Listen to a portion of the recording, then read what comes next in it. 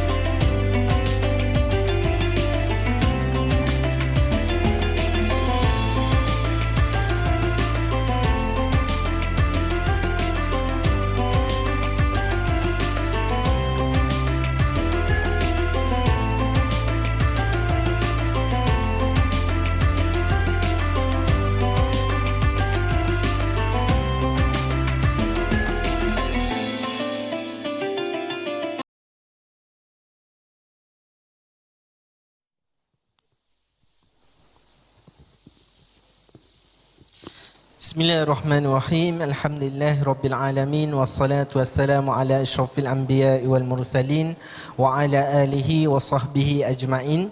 Kembali bersama saya Ustaz Hafiz Az-Za'farani atau Ustaz Haza.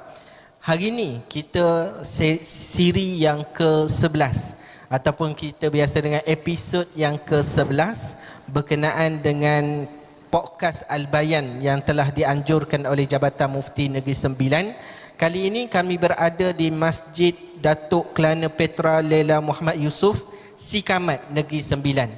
So topik yang kita akan bincangkan pada hari ini agak menarik kerana berkaitan dengan isu-isu yang menjadi polemik di media sosial bagi orang yang mengikuti Facebook, YouTube, TikTok dan sebagainya. Ada beberapa isu yang telah berbangkit. InsyaAllah kita akan jawab pada hari ini. Tajuk kita hari ini merungkai isu semasa tentang tarekah dan juga tasawuf. Jadi bersama dengan saya Profesor Madya Dr. Najah Mokhtar. Apa khabar Doktor? Alhamdulillah Rabbil Alamin. Terima kasih banyak. Alhamdulillah. Doktor daripada mana? Saya daripada Nilai, minta maaf lah. Daripada Nilai. Sibuk jam sebab hujan. Oh hujan, ya betul hujan. Dan Profesor Madya Dr. Najah adalah pensyarah di USIM ya, Doktor, dan juga AJK Fatwa Pahang dan merupakan pakar rujuk tasawuf Jakim ke MKI? Panel pakar tasawuf. Panel pakar Tasawuf Jakim. Tasawuf Jakim. Jadi sesuailah dengan topik yang kita nak bincangkan pada hari ini. Profesor Madya Doktor selalu terlibat dengan isu tasawuf dan tarekat kan. Sebelum kita pergi jauh pada isu-isu yang agak berat mungkin, baru-baru ni kita melihat ada suatu kenyataan di dalam suatu akhbar menyebut Menteri Hal Ehwal Agama menyebutkan bahawa RUU Mufti Wilayah Persekutuan bakal dibacakan kali kedua dan kali ketiga pada Oktober nanti untuk sidang parlimen yang akan datang tanpa pindaan. So bila sebut tanpa pindaan ni, dalam RUU tersebut, rang undang-undang tersebut mendatangkan satu syarat untuk menjadi mufti mesti ahli sunnah wal jamaah, dan takrif ahli sunnah wal jamaah itu adalah Asy'ariyah Maturidiyah. Yang ni siri yang lepas di masjid yang sama Dr. Aiman dah terangkan. So kita tengok yang kedua, fiqhnya 4 mazhab, utamanya mazhab Syafi'i di Malaysia kita amal yang kita praktik. Tetapi yang ketiga yang kita nak bincang hari ini adalah tasawufnya adalah bersumberkan daripada Abu Junaid Al-Baghdadi dan Imam Al-Ghazali. Ramai orang dia rasa macam apa yang, kalau kita kata mazhab Syafi'i mungkin faham lah, tetapi bila sebut tasawufnya Abu Junaid Baghdadi dan Imam Ghazali, apa sebab kita Malaysia pergi ke dua tokoh ini dalam tasawuf? Sila Doktor. A'udzubillahi minasyaitonirrajim. Bismillahirrahmanirrahim. Alhamdulillahi Rabbil Alamin. Wassalatu wassalamu ala asyrafil anbiya'i wal mursalin Sayyidina Muhammadin wa ala alihi wa sahbihi ajma'in. Allahumma nawwir qulubana binuri hidayatik kama nawwarta arda binuri syamsika abadan abada birahmatika ya arhamar rahimin. Allahumma salli ala Sayyidina Muhammadin tibbil qulubi wa dawaiha wa afiyatil abdani wa shifaiha wa nuril absari wa dhiyaiha wa ala alihi wa sahbihi wa barik wa sallim tasliman katsira. Amma ba'd. Assalamualaikum warahmatullahi wabarakatuh. Terima kasih kepada Ustaz Haza, datuk-datuk, datin-datin, tuan-tuan dan puan-puan, para hadirin, para penonton yang dimuliakan oleh Allah Subhanahu wa taala. Pertamanya saya mengucapkan banyak terima kasih kepada pihak Jabatan Mufti Negeri Sembilan kerana menganjurkan program seumpama ini bagi menjelaskan perkara-perkara yang berkait dengan isu-isu semasa dan juga tanda tanya kepada masyarakat Islam berkaitan dengan hukum agama dan sebagainya.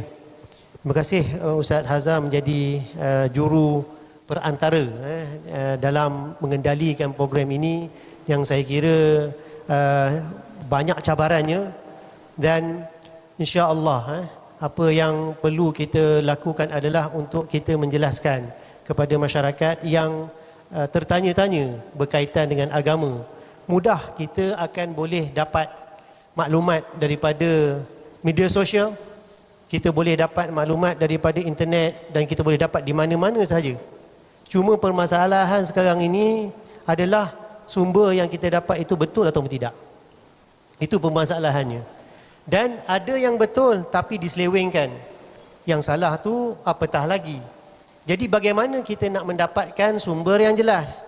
Maka perlu kita merujuk kepada badan yang mempunyai kuasa, yang berautoriti, seperti Jabatan Mufti Negeri Sembilan, contohnya Jabatan Agama Islam dan sebagainya, yang mempunyai kuasa untuk bercakap mengenai agama. Sementara kita melihat daripada sudut yang lain ataupun mengambil apa-apa sahaja daripada media sosial, internet dan sebagainya, dia akan memberikan kesan kemungkinan yang negatif kepada kita, dan mudah kita membuat satu perbandingan, satu perbahasan yang mungkin perbahasan itu tidak memberikan manfaat kepada kita dan orang lain. Ini yang berlaku sekarang ni di alam kita, di alam netizen yang kita sebutkan. Jadi kembali kepada persoalan yang diajukan adalah perkara yang sangat penting, iaitu prinsip kita. Ya, prinsip kita dalam kita mengharungi kehidupan kita seharian. Prinsip ini tak boleh diubah. Banyak kali kita sebut prinsip tak akan ubah. Kita sebut sekarang ahli sunnah wal jamaah. Sebelum datangnya ahli sunnah wal jamaah, kita pegang kepada apa? Umat Islam pegang kepada apa? Ada ahli sunnah sebelum itu ke? Jadi ini persoalannya. Sebelum kita membicarakan tentang tasawuf, baik kita melihat sebenarnya ilmu itu datang daripada asal usul ilmu itu datang daripada mana? Asas dan prinsip agama itu datang daripada mana? Berapa? Apa yang patut kita ikut? Bila kita sebut tentang agama, prinsip agama, asas agama, ada 3 bahagian. Mungkin Dr. Aiman dah sebut tentang akidahnya, tentang mungkin syariahnya, mungkin sedikit sebanyak tentang tasawufnya. 3 Kerana apa? Kerana kita berpegang kepada hadis. Hadis yang disebut sebagai hadis Jibril. Hadis yang sangat terkenal. Sunnah. Ya, betul mengenai iman, mengenai Islam dan mengenai ihsan.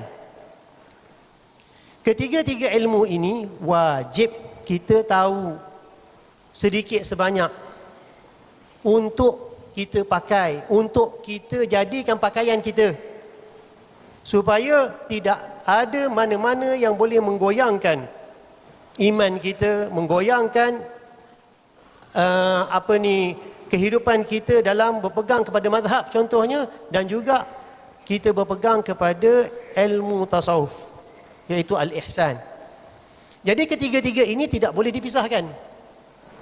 Kita dah sebut banyak kali, saya pun dah sebut banyak kali, tapi kena ulang banyak kali supaya kita faham bahawa ketiga-tiga ilmu ini bukan datang di zaman Rasulullah sahaja. Ilmu ketiga-tiga ini ada daripada zaman Nabi Adam AS.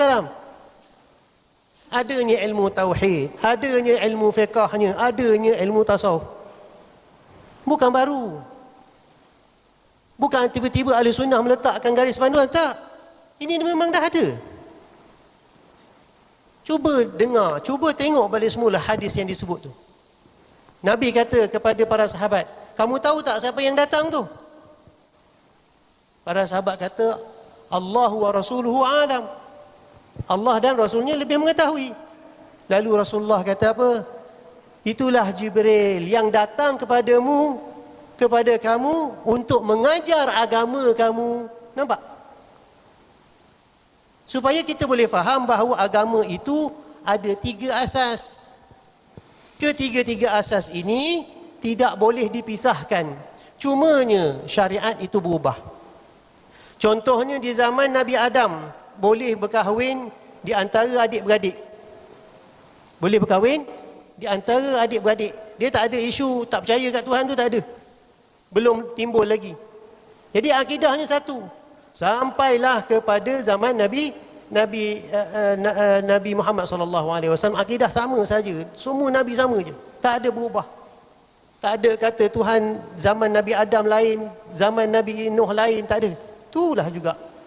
Cumanya tak keluarlah, tak timbullah perbincangan mengenai 20 sifat. Sebab apa? Perbincangan itu belum matang lagi ketika itu. Kerana apa? Kerana mereka mengikut hawa nafsu. Akal mereka tak tercapai lagi untuk membincangkan perkara-perkara yang berkait dengan akidah. Kemudian, perkara yang melibatkan akidah dah sebut, syariah berubah, akidah tak berubah, ilmu tasawuf. Ilmu tasawuf tak berubah tuan-tuan dan puan-puan. Di zaman Nabi Adam sampai ke zaman Rasulullah sallallahu alaihi wasallam tak berubah. Sama saja. Tak ada perubahan pada ilmu tasawuf. Kerana apa? Kerana ilmu tasawuf itu menekankan tentang 3 aspek. Aspek yang pertama ialah tazkiyah. Tazkiyah nafs. Tazkiyah nafs ni apa? Membersihkan jiwa daripada segala sifat mazmumah. Kedua, menanam sifat mahmudah setelah dikikis atau dibuang sifat mazmumah tadi, atau sifat yang jahat dalam diri kita. Dah dibuang sifat jahat, baru boleh masuk sifat baik. Kemudian yang ketiga ialah menuju kepada Allah Subhanahu wa taala, mendapatkan keredaannya. Ini adalah 3 perkara yang fokus dalam ilmu tasawuf. Bermula di zaman Nabi Adam sampai sekarang. Sampai zaman Nabi Muhammad, dan wajib kita ikut ketiga-tiga perkara ini. Jadi kita kembali kepada persoalan ini, asal usul kepercayaan kita. Bukan ahli sunnah datang bawa tiba-tiba ada benda baru pula, tak ada tuan-tuan. Benda yang sama dibawa oleh Nabi, para rasul, dibawa akhirnya dibawa oleh Rasulullah sallallahu alaihi wasallam, sampailah kepada kita ulama menghuraikan kepada para umat Islam yang lain, kerana ada perkara-perkara yang menyebabkan salah faham. Saya tak nak huraikan tentang akidah, mungkin dah jelaskan. Kita pergi kepada tasawuf. Ada tak di zaman Nabi Adam tasawuf? Ya, namanya bukanlah tasawuf. Malah di zaman Rasulullah tak sebut pun tasawuf, tak sebut pun tarekat. Dia sebutnya apa? Ihsan. Tetapi kandungan ihsan itulah yang diajar, dan amalannya itulah yang dipegang.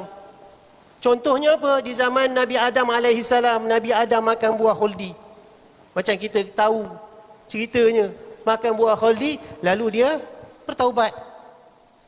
Fatalaqa Adamu min Rabbihi kalimat fataba alaih. Nabi Adam bertaubat kepada Allah, lalu Allah Ta'ala terima taubatnya. Taubat dengan cara apa? Dengan mengeluarkan ataupun munajat kepada Allah Ta'ala, Rabbana zalamna anfusana wa illam taghfir lana wa tarhamna lanakunanna minal khasirin. Selalu kita baca. Bertaubat kepada Allah Subhanahu wa Ta'ala. Taubat ini hanya dibincangkan dalam ilmu tasawuf secara mendalam. Tak ada dalam ilmu-ilmu lain membincangkan secara mendalam tentang taubat ini, melainkan dalam ilmu tasawuf. Begitu juga hubungan kita dengan Allah Subhanahu wa Ta'ala. Amalan contohnya di zaman Nabi Musa alaihissalam adanya munajat Nabi Adam di Bukit Tursina selama 30 hari tambah 10 hari dan 10 malam. Mula 30 malam tambah 10 malam, jadi 40 malam. Kita dengar. Saya pun dah pergi dah. Ustaz mungkin dah pergi dah Bukit Tursina. Pergi. Saya dah pergi 3 kali tuan-tuan. Wujud lagi. Itu munajat, itu bukan main-main, betul. Dan perkara tersebut dilakukan oleh Rasulullah sallallahu alaihi wasallam di Gua Hira. Dikekalkan amalan khalwah ini. Ini khalwah ini adalah ilmu tasawuf, dipanggil suluk. Dikekalkan pada zaman Nabi SAW, dilakukan pada 10 hari bulan Ramadan, akhir bulan Ramadan. Dipanggil i'tikaf. Ulama tasawuf, i'tikaf itulah amalan suluk, amalan khalwah. Cumanya tidak semestinya dilakukan di masjid. Mungkin di tempat lain, tapi amalannya sama, bentuknya sama. Kerana apa? Kerana Rasulullah sallallahu alaihi wasallam tidak keluar daripada khalwah tersebut kecuali perkara-perkara penting. Apa yang penting? Nak pergi ke bilik air, nak sembahyang, nak makan. Selain daripada tu, Nabi tak keluar. Nabi buat apa agak-agak? Dalam kemah tu kecil je. Besarnya 3 kaki. Tingginya 3 kaki. Nabi tak tidur 10 malam. Malah disebutkan dalam hadis, pada tahun Rasulullah SAW wafat, Rasulullah beriktikaf selama 20 hari. Nanti orang kata, oh itu bulan Ramadan. Nabi tak buat hari lain. Ada. Sebab tu kena baca hadis. Maksudnya masa iktikaf tu Nabi duduk dalam kemah dalam masjid. Duduk dalam masjid buat kemah. Kalau kita buat kemah dalam masjid, apa cerita? Apa berlaku kalau kita buat kemah dalam masjid ni? Pakat semua kita ni buat kemah dalam masjid. Apa akan berlaku? Lain macam Lain macam. Tak ada orang buat, orang kata level. Awak ni buat ni benda betul ke tak betul ni? Hadis, bacalah hadis. Bukan hadis tak sahih, hadis Muslim. Bukhari ada sebut. Asasnya Nabi nak bawa benda yang samalah daripada Gua Hira. Benda yang sama. Sebab apa? Orang memandang, masyarakat memandang bahawa amalan khalwah ini seolah-olahnya tak penting. Tetapi Nabi menegaskan apabila Nabi i'tikaf di masjid itu menunjukkan bahawa Nabi bersungguh-sungguh untuk melakukan khalwah. Khalwah ni tujuannya apa tuan-tuan dan puan? Tujuannya apa? Menyendiri untuk beribadat. Bukan sembahyang tuan-tuan. Dalam kemah 3 kaki, tingginya 3 kaki. Bukan sembahyang. Buat apa? Siapa boleh jawab? Nabi berzikir. Nabi baca Quran. Itu adalah 2 perkara yang dilakukan oleh Nabi SAW dan para sahabat yang disuruh oleh Allah Subhanahu Wa Taala pada mulanya amalan untuk umat Islam. Mula-mula Islam datang bukan dengan sembahyang tuan-tuan dan puan. Sembahyang ni datang pada tahun yang ke-10 atau ke-11 ataupun ke-12. Suatu Isra' dan Mi'raj, semua orang tahu. Sebelum tu Nabi buat apa? Melepak ke buat apa? Tak, Nabi baca Quran. Dalam surah Al-Muzammil, di antara ayat yang pertama, di antara ayat-ayat Quran yang pertama diturunkan, ayat surah Al-Muzammil. Ayat kedua, yang Muzammil, Qumil laila illa qalila nisfahu aw inqus minhu qalila aw zid alaihi warattilil qur'ana tartila. Bangun malam baca Quran. 1. Ayat yang ke-8, Allah Subhanahu Wa Taala tegaskan lagi sekali. Wadhkur isma rabbika wa tabattal ilaihi tabtila. Sebutlah nama Tuhanmu. Siapa nama Tuhanmu? Nanti kita bincang. Siapa nama Tuhan kita? Sebut.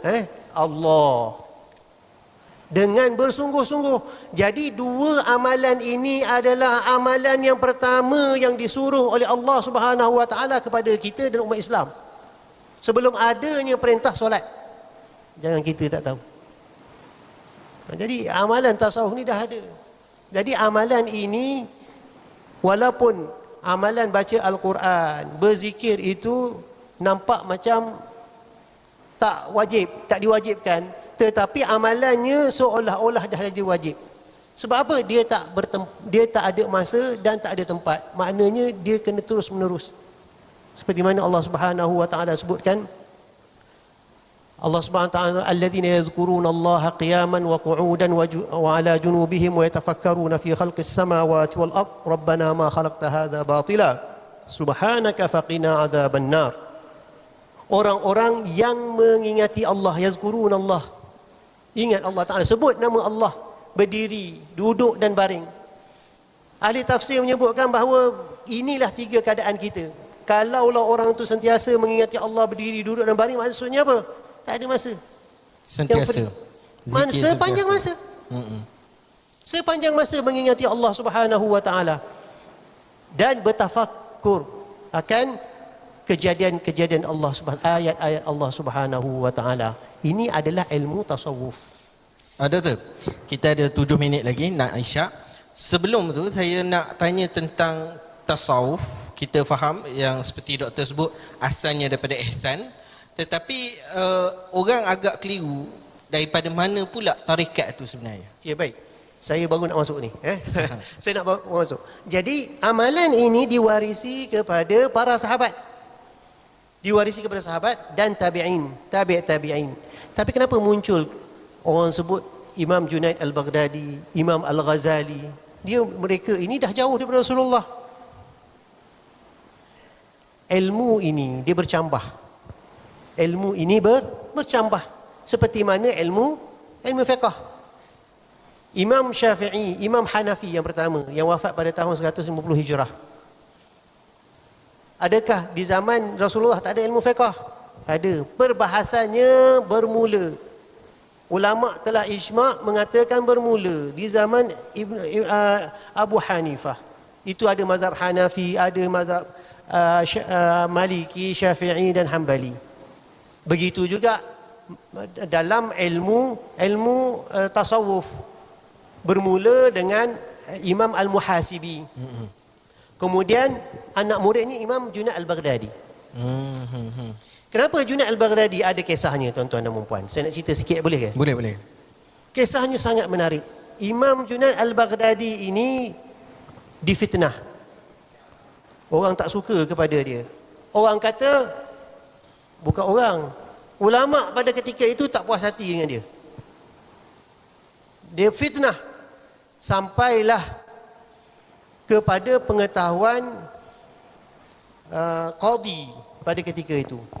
Pemerintah dulu, hakim lah, sampai kepada pengetahuannya mengatakan bahawa sampai surat layang. Kata Imam Junaid Al-Baghdadi ini menyebarkan ajaran sesat. Katanya menyebarkan ajaran sesat. Lalu hakim ini kata, saya tak boleh nak beri keputusan, melainkan saya akan putuskan setelah kita berbincang dengan semua ulama-ulama yang ada di kota Baghdad. Imam Junaid Al-Baghdadi di Baghdad. Dipanggil semua ulama-ulama di kota Baghdad. Lalu mereka pun bincang. Akhirnya hakim ni kata, boleh tak kita tentukan siapakah Imam Junaid Al-Baghdadi ini? Siapakah yang paling alim ataupun yang lebih alim daripada Imam Junaid Al-Baghdadi pada ketika itu? Tak ada seorang ulama pun yang berani mengeluarkan suara. Beberapa kali dia tanya, sebab apa saya mendapat aduan mengatakan dia membawa ajaran sesat? Sekarang ni kita nak tentukan kat mana sesat dia dan siapa dia. Ada tak yang lebih alim daripada Imam Junaid Al-Baghdadi di kota Baghdad sekarang? Tak ada siapa. Lalu hakim tu kata begini, saya tak boleh nak bagi keputusan disebabkan tak ada siapa-siapa yang berani menyatakan ada yang lebih alim ataupun ada hujah yang mengatakan bahawa Imam Junaid ini sesat. Kalaulah saya meletakkan hukum sesat kepada Imam Junaid Al-Baghdadi, siapa lagi lah tinggal ulama-ulama kita? Tak ada dah ulama. Kalau kita sesatkan ulama yang betul, dah tak ada lagi ulama. Ini nak menunjukkan bahawa Imam Junaid Al-Baghdadi merupakan ulama dalam pelbagai ilmu, termasuklah ilmu tasawuf. Dia bukan ilmu tasawuf je. Ilmu fiqahnya sangat bagus, ilmu tauhidnya sangat bagus. Dan tak ada siapa yang boleh menandingi ilmu Imam Junaid Al-Baghdadi pada ketika itu. Maka ulama tasawuf pada ketika itu mengangkat beliau sebagai ulama, dipanggil Sayyidut Ta'ifah, penghulu golongan sufi. Itu bermula, dipanggilnya begitu. Kemudian setelah ilmu tasawuf ini terbina dengan ilmu-ilmu yang berkaitan, yang menyentuh tentang hati, yang membersihkan hati, yang menanamkan sifat-sifat mahmudah dan sebagainya, diperkukuhkan hinggalah ke Imam Junaid Al-Baghdadi wafat pada tahun 289 Hijrah. 289 Hijrah. Kemudian hingga pada tahun Imam Al-Ghazali yang wafat pada tahun 505 Hijrah. Bukan 1000 tahun lepas. 1000 tahun lepas. Imam Ghazali menulis kitab yang paling ulung, teragung di dunia, yang diiktiraf oleh orang yang menyukainya dan orang yang menentangnya, iaitu kitab Ihya Ulumuddin. La mathila laha fil alam. Tak ada tandingannya di seluruh dunia. Semua ilmu dirujuk kepada ilmu dalam kitab Ihya Ulumuddin. Luar biasa tuan-tuan dan puan-puan. Luar biasa. Disebabkan penerangannya yang boleh difahami oleh masyarakat dan para ulama, maka ulama telah meletakkan bahawa Imam Al-Ghazali merupakan seolah-olah macam mujaddid dalam ilmu tasawuf, menjadi pakar rujuk dalam ilmu tasawuf. Cumanya ulama tak ada lagi pada ketika itu mana-mana tarekat. Istilah tarekat tu belum lagi disebutkan sebagai tarekat yang tertentu, masa itu belum lagi. Namun begitu, Imam Al-Ghazali merahsiakan nama gurunya, kecuali sekali dia disebut. Sekali je. Sekali je. Tak tahulah apa benda. Imam Ghazali ni ada perjanjian dengan guru dia. Guru dia pun tak nak dikenali. Hingga Imam Ghazali ni merahsiakan nama guru dia dan cara dan kehidupan guru dia tak cerita. Nama guru dia ialah Syekh Yusuf Nassaj. Dekat Syria. Dia belajar kat Syria. Kalau nak ada masa saya boleh cerita panjang sikit, tapi mungkin ada persoalan lain yang nak bincangkan. Tapi okay. sebab itu menjadi rujukan kita lah. Ya, kita rehat dahulu untuk bagi laluan untuk azan. Kita akan bertemu pada sesi yang kedua, insya-Allah.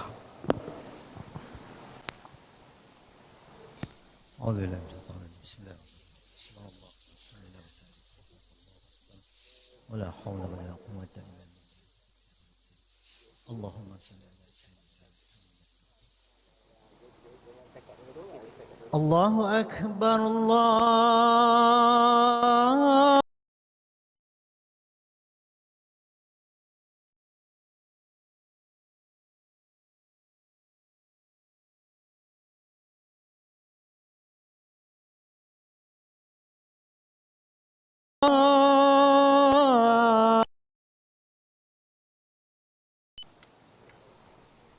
أشهد أن لا إله إلا الله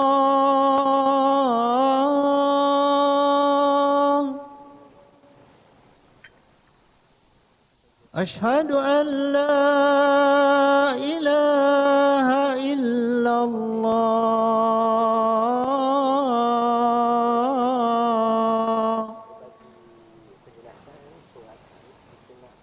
أشهد أن محمدا رسول الله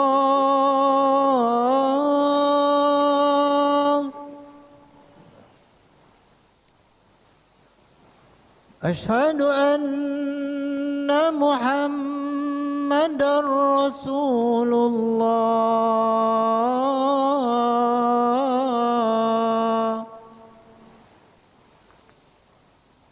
حي على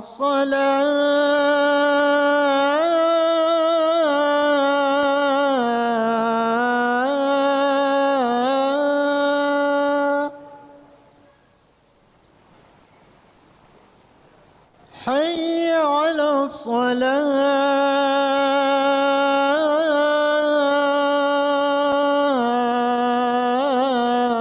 الصلاة حي على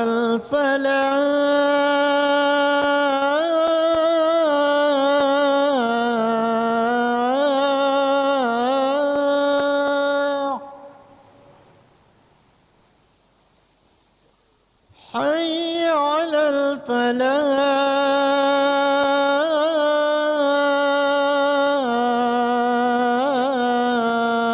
الفلاح الله أكبر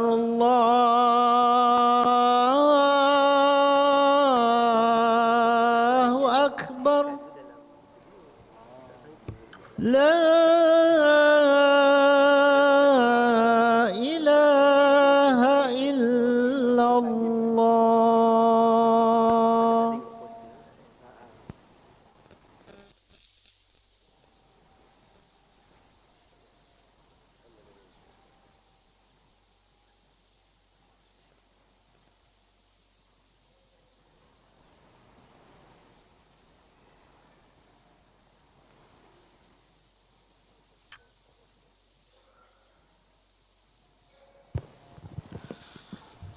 Alhamdulillah, kembali kita untuk sesi yang kedua dalam podcast Al-Bayan siri yang pertama di Masjid Sikamat. Hari ini kita nak bincangkan tentang isu semasa tarekat dan tasawuf. Jadi Profesor Madya Dr. Najah dah sebut sikit bagaimana sebenarnya perkembangan ilmu. Sebenarnya kalau kita tanya asal ilmu fiqh, begitu jugalah syarahnya. Ataupun asal ilmu kita kata ilmu akidah, penyusunannya semua akan bermula dengan hadis Jibril, kemudian berkembangnya ilmu itu kemudian disusun oleh ulama-ulama tertentu. Jadi tadi Profesor Madya dah sebut tentang bagaimana ilmu itu disusun oleh Syekh Imam Abu Junaid Al-Baghdadi, kemudian diikuti oleh Imam Ghazali. Tapi tarekat tak ada lagi masa tu. So macam mana tarekat itu dia ada hubung kait dengan tasawuf sebenarnya? Auzubillahi minasyaitonirrajim. Bismillahirrahmanirrahim. Sebenarnya nama tarekat itu dah ada. Nama tarekat dah disebutkan sebelum itu. Imam Al-Qushairi dalam Risal Al-Qushairiyah dia ada menyebutkan tentang ada 10 tarekat. Dah ada. Zaman itu dah ada. Sampai ada Siddiqiyah, ada Muhasibiyah, dia mengikut nama ulama-ulama pada ketika itu. Ulama tasawuf yang tersohor masa tu. Ya. Kemudian dia hinggalah sampai kepada Imam Junaid disebut Al-Junaidiyah. Juga ada dan ulama-ulama tasawuf ini ataupun tarekat yang disebutkan itu menggambarkan bahawa tarekat itu juga seperti mazhab-mazhab yang lain. Namanya berbeza-beza. Cumanya apabila datang mujaddid, datang mujaddid ni, mujaddid pada tarekat itu, contohnya tarekat Rifa'iyah Syekh Imam Rifa'i, ada tarekat Qadiriyah Syekh Abdul Qadir Jilani, tarekat Naqsyabandiyah Syekh Muhammad Bahauddin Naqsyabandi, tarekat Syazuliyah Syekh Abu Hasan Asy-Syazuli dan sebagainya. Itu menunjukkan bahawa mereka itu berijtihad. Mujaddid itu berijtihad dan merupakan mujtahid pada tarekat tersebut. Sebab itu tarekat-tarekat yang datang selepas itu mereka berpegang kepada mujtahid yang setelah Imam Al-Ghazali. Di antaranya itulah Imam Syekh Abdul Qadir, tarekat Qadiriyah. Imam Abu Hasan Syadzuli tinggalnya tarekat Syadzuliyah. Kita selalu baca kitab hikam kan. Kitab hikam Ibnu Athaillah Iskandari itu merupakan kitab penulisnya Ibnu Athaillah Iskandari merupakan tarekat Syadzuliyah. Yang diambil daripada Syekh Abu Hasan Asy-Syadzuli. Maksudnya pengasas tarekat ni adalah seperti mana pengasas mazhab. Ya, betul, yang sama. merupakan mujtahid. Sebab itu jangan kita menyalahkan tarekat dengan perkara-perkara yang ada dalam tarekat. Kerana itu banyaknya perkara yang diijtihadkan. Dia ada perkara yang dipanggil qat'i. Yang asal usulnya daripada Rasulullah sallallahu alaihi wasallam. Itu bersandarkan daripada ayat Al-Quran, bersandarkan kepada hadis, sementara cara pengamalannya itu mengikut ijtihadnya. Macam contoh kita beri mudah lah. Kadang-kadang kita tak berapa nak faham, kita beri contoh mudah. Contohnya solat. Dalam solat mazhab Syafi'i, contoh kita wajib baca Fatihah. Kalau tak baca Fatihah, solat kita tak sah, batal. Sementara mazhab Hanafi contohnya, mereka tidak mewajibkan kita baca Fatihah. Dia kata iqra ma tayassara minal Quran. Baca apa yang kamu boleh baca daripada Al-Quran, sekurang-kurangnya 3 ayat.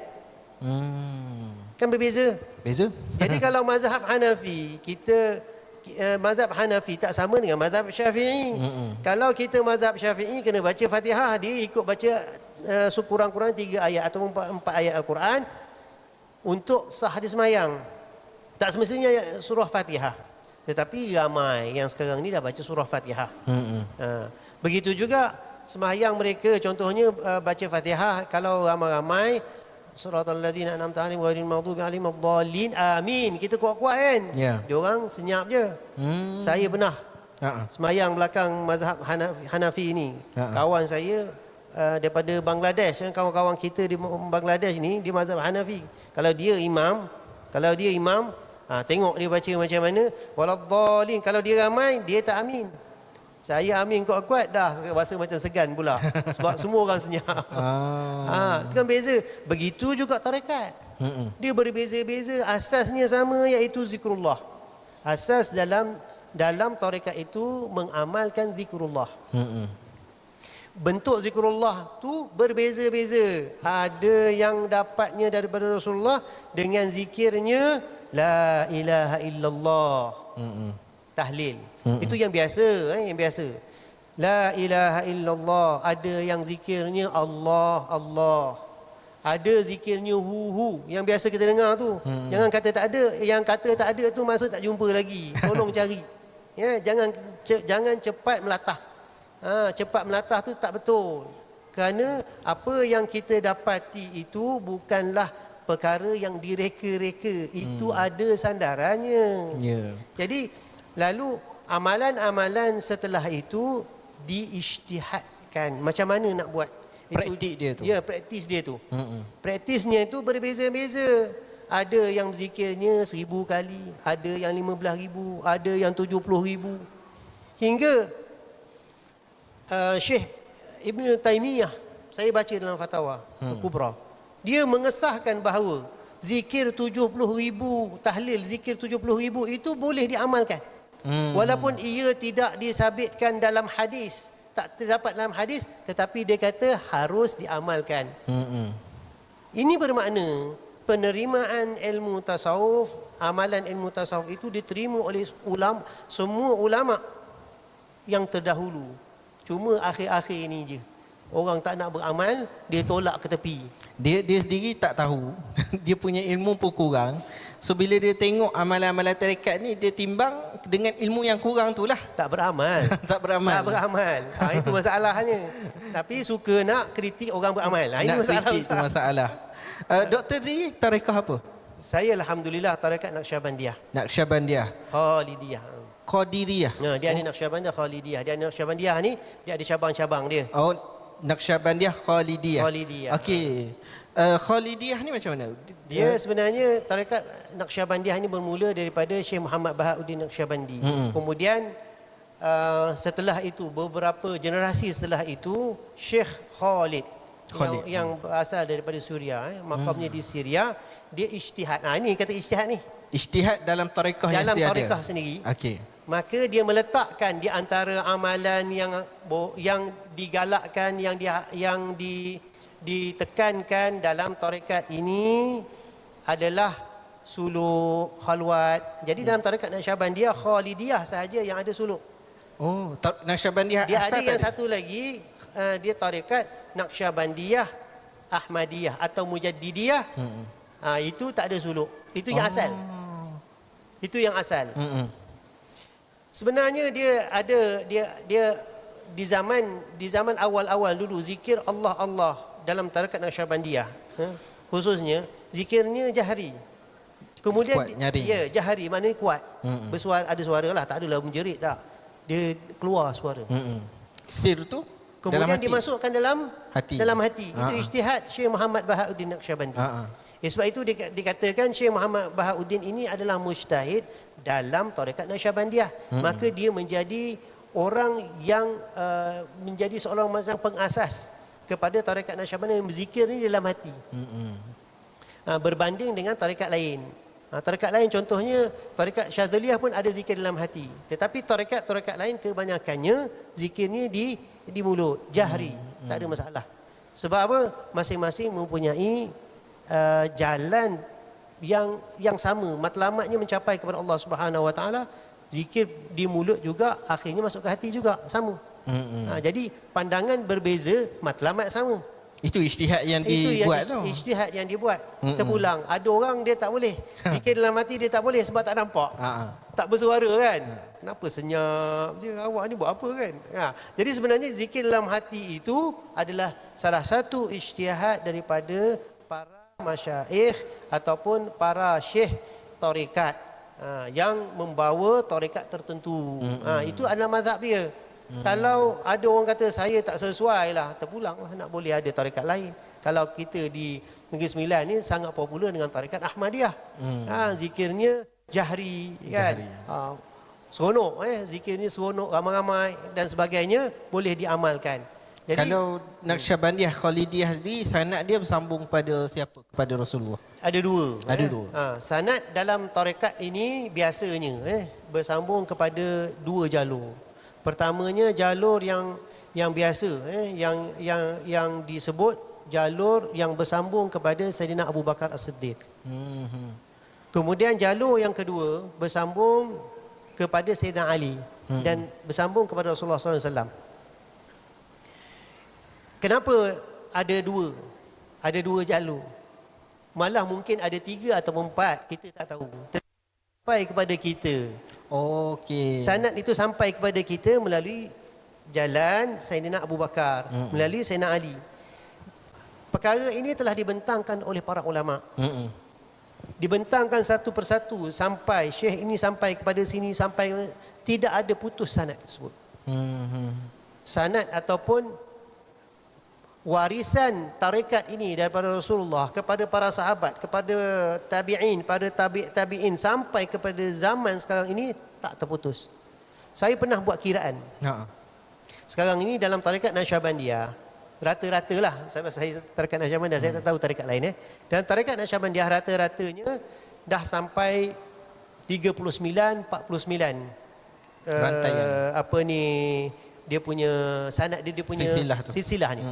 Dah sampai ke 39 atau 40. Tetapi hakikatnya apabila saya buka ada kitab yang menerangkan tentang silsilah ini, buka satu persatu jalurnya, saya kira-kira balik lebih kurang dan 70 syekh tarekat ataupun sanad tarekat tersebut. Cumanya yang menjadi persoalan adalah seolah-olahnya tarekat itu ada yang terputus, yang tak sampai, yang tak disebut. Kenapa tak disebut? Ini persoalan dia. Dan ramai, bukan ramai lah, ada sebahagiannya yang tak tahu cerita, terus kata, oh ini tipu. Dia kata, tak sampai sebenarnya. Sebenarnya sampai. Kerana apa? Kerana para syekh tarekat ini, pemilihannya dia bukan pemilihan rata, umum macam tu tak. Rasulullah memilih para sahabat yang paling afdal di sisinya, iaitu Sayyidina Abu Bakar. Kemudian Sayyidina Abu Bakar mewariskan tarekat ini kepada Sayyidina Salman Farisi sebagai contoh. Kemudian kepada Muhammad bin Abu Bakar, anak kepada Sayyidina Abu Bakar, dan seterusnya. Begitu juga Rasulullah memilih Sayyidina Ali untuk mewariskan tarekat ini kepada para sahabat, pada tabi'in dan tabi'in, hingga bertemu silsilah ini ataupun jalur itu bertemu hinggalah sampai sekarang. Jalur ataupun sanad ini tak pernah terputus. Pilihan itu adalah pilihan yang terbaik. Macam kita lah nak pilih antara ramai-ramai anak murid kita ni, tentulah kita nak pilih yang pandai, yang boleh bawa perwatakan, yang boleh menguasai ilmu, baru kita pilih. Bukan kita pilih semua, betul? Semua orang dapat ijazah. Kita dekat universiti kan, di ijazah semua macam tu kan. Semua orang dapat. Hari convocation tu semua orang dapat kan. Tetapi di antara ramai-ramai itu ada seorang je yang terbaik. Contohnya dia akan bagi ucapan. Begitu juga dalam tarekat. Guru akan melihat perlakuan zahir dan batin anak murid tersebut sebelum dia melantik anak murid tersebut menjadi guru. Sebab itu ada setengah tarekat dia hanya melantik guru tu seorang saja. Ada setengah tarekat guru itu melantik banyak anak murid ni menjadi guru-guru mewakili dia. Itu nak menunjukkan bahawa kebolehan anak-anak muridnya dalam menguasai ilmu zahir dan batin daripada gurunya.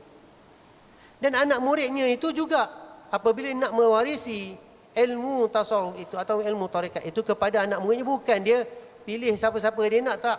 Dia akan menguji, dia akan tengok zahir dan batin anak murid tersebut, hingga dia percaya dan dia yakin insya-Allah anak murid ni boleh bawa, baru dia bagi. Bukan pukul rata. Itu yang bersambung semua Itu tu. sebab itu maknanya yang terpilih daripada yang terpilih, yang terpilih daripada yang terpilih hingga kepada Rasulullah sallallahu alaihi wasallam, maka sanad itu bukan lagi kita nak kata thiqah, lebih thiqah lagi. Dia kalau dari segi tarekat, kalau bukan syekh yang mengijazahkan ataupun menyambungkan sanad, maksudnya mungkin ada seorang anak murid syekh yang tak diberikan izin, dia menyambungkan sanad, itu dikira sah atau tidak? Tak boleh. Tak boleh Tak boleh Dia macam ni Ini yang banyak berlaku lah Ni isu yang banyak berlaku. Guru, seorang guru tarekat, syekh tarekat, dia hanya membenarkan anak-anak muridnya untuk beramal. Ada dalam kalangan anak muridnya itu dilantik untuk, istilah sekarang ni dipanggil wakil talqin, atau dilantik sebagai untuk mengajar tarekat tersebut. Ada satu lagi lantikan yang guru bagi yang dipanggil sebagai lantikan sebagai guru mursyid ataupun khalifah yang boleh mendidik anak murid. Dia ada yang boleh mendidik, ada yang boleh mengajar je. Dia tak boleh mendidik. Yang banyak berlaku sekarang ini dalam kalangan tarekat itu sendiri ialah ramai yang hanya diberikan izin untuk mengajar tarekat, akhir-akhirnya melantik diri sendiri jadi guru. Ini yang banyak berlaku. Dia dakwa dia dapat daripada gurunya. Sebab itu apabila kita nak melihat sejauh mana tarekat itu, kesahihan tarekat itu, contohnya di Jabatan Mufti kita ada Jalsah Turuq Sufiah, mereka akan melihat sejauh mana kebenaran yang dibawa oleh satu-satu tarekat itu. Adakah dia ini dilantik atau tidak? Kalau dilantik, apa buktinya? Adakah pengesahan itu datangnya daripada penulisan guru dia?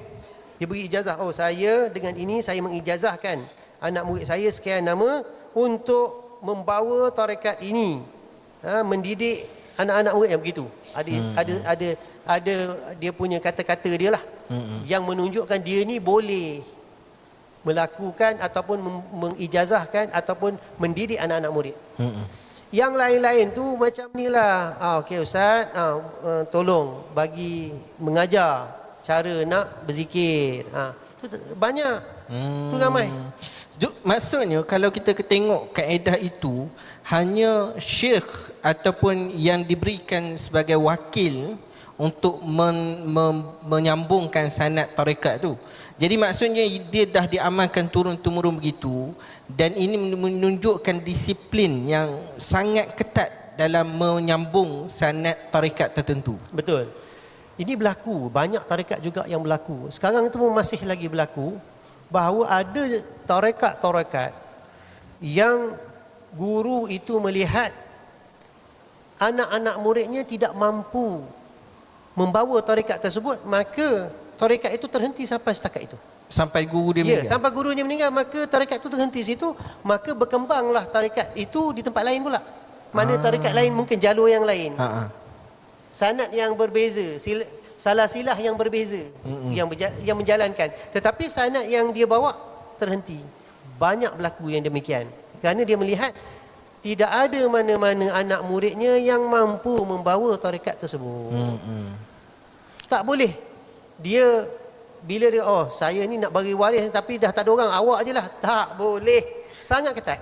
Dan anak murid tak boleh perasan guru sayang aku, kira aku khalifah pengganti. Ini berlaku dalam tarekat, banyak tarekat berlaku. Syok sendiri. Jumpa guru, duduk ngendeng-ngendeng, tahu ngendeng? Duduk dekat-dekat dengan guru, rapat-rapat dengan guru, tujuannya apa? Mudah-mudahan dapat keberkatan, dilantik menjadi khalifah, jadi syekh ataupun khalifah guru. Ini banyak berlaku. Dan apabila dilantik menjadi khalifah, contohnya dia mendakwa pula, guru saya dah memberi izin kepada saya untuk, tak ada kena-mengena. Saya ada satu kisah. Ni cerita, ni kisah benar. Kisah benar. Ada seorang anak murid ini, dia belajar dengan syekh, seorang syekh. Saya tak nak sebutlah, nanti kan kena pula. So ini kes betul-betul berlaku. Dia belajar dengan dua orang syekh. Tarekat yang sama, tapi dua orang syekh. Belajar dengan satu syekh ini, kemudian dia pernah dilantik menjadi macam pengganti sekejap sementara lah kepada gurunya yang meninggal. Tapi setelah itu dia dilucutkan jawatan tersebut, maka dia bergerak sendiri. Apabila dia bergerak sendiri, dia rasa tak sedap sebab tak ada sokongan. Dia berulang kali pergi kepada syekh yang kedua. Agaknya mungkin dia mudah-mudahan dapat syafaat lah, jadi lantik syekh. Satu ketika syekh itu bukan melantik, dia hanya mengisyaratkan supaya orang tersebut yang anak murid tersebut duduk sebelah daripada dia. Dan dia rasa bahawa itu adalah lantikan syekh kepada dia, isyarah kepada dia, seolah-olah dia itu adalah syekh. Sampai sekarang dia mendakwa bahawa dia adalah syekh. Oh, tapi lafaz tak pernah. Tak ada. Tak ada lafaz. Dan saya sendiri pernah lihat syekh ini memberikan ijazah kepada seorang daripada orang biasa untuk membawa amalan zikir ini. Saya depan mata saya tengok. Saya kenal dua-dua syekh ni, saya kenal. Ini cerita betul. Dia mengijazahkan orang tersebut untuk bawa zikir, bukan menjadi syekh. Mengajar zikir saja. Awak balik tempat awak boleh beramal dengan zikir ini dan bawa zikir ini, berzikir bersama-sama. Itu ayat daripada mulut dia. Sementara yang dia ni tak ada. Langsung tak ada. Tak ada. Isyarat suruh duduk sebelah dah jadi syekh. Macam mana? Ini bahaya. Ini bahaya. Dalam institusi tarekat dia tak akan berlaku macam tu. Itu nak menunjukkan ketatnya sanad dari segi tarekat. Tapi ada satu lagi soalan. Boleh ke tidak satu tarekat itu katanya bersambung direct pada Nabi, syekhnya atau siapa, bersambung direct pada Nabi melalui yaqazah. Yang ini Nabi datang, jumpa secara depan, sedar, dan dia dah jadi syekh tarekat atau bersambung direct pada Nabi. Masya Allah. Mana dapat? Dia tak ada istilah yaqazah, jumpa Nabi, ambil tarekat daripada Nabi, tak ada. Tak ada. Mana-mana tarekat pun tak ada. Disiplin tarekat ni sangat ketat. Sebab itu perkara yang paling utama dalam ilmu tarekat, silsilah mesti bersambung kepada Rasulullah secara fizikal. Tak ada istilah jumpa wali ke, jumpa para sahabat ke, jumpa Nabi yaqazah ke, tak boleh. Tak boleh. Mana-mana, buka lah mana-mana kitab sekalipun, tak ada istilah menerima tarekat dengan cara macam tu. Cuma mungkin saya nak bagi cuma tu. Mungkin nak mendengar ada sesetengah tarekat yang gurunya mendapat ilham ataupun kasyaf kepada Nabi amalan-amalan tertentu untuk dibawa. Ya. Kan? Ini kita kena faham. Kerana apa? Kena semak semula siapakah guru-gurunya yang bersambung kepada Rasulullah. Masih lagi kita guna fizikal, memang tak boleh lepas. Tengok bersambung tak? Kalau bersambung hingga kepada Rasulullah, maknanya sah. Apa yang berlaku padanya itu adalah khusus. So dia boleh mengajar juga pada orang lain. Biasanya ada kaedah dia begini. Apabila perkara itu berlaku, sama ada kalau ada gurunya. Sama ada kalau ada gurunya, dia akan mendapatkan kebenaran, keizinan ataupun pengesahan daripada gurunya apa yang diperolehi daripada kasyafnya ataupun ilhamnya untuk dibawa. Dan dia tak boleh ubah asas ilmu tarekat tersebut. Asas dia tak ubah, cuma ada tambahan. Ada tambahan daripada apa yang dia dapati. Tambah zikir apalah, tak kira lah kan. Begitu juga kalau sekiranya seorang syekh ini dia dia kena pastikan dia kena pastikan bahawa apa yang dia dapat, contohnya kalau macam syekh itu dia dapat sendiri kan, dia dapat sendiri, guru dah meninggal apa semua, itu dipanggil ijtihad dia. Ijtihad lah.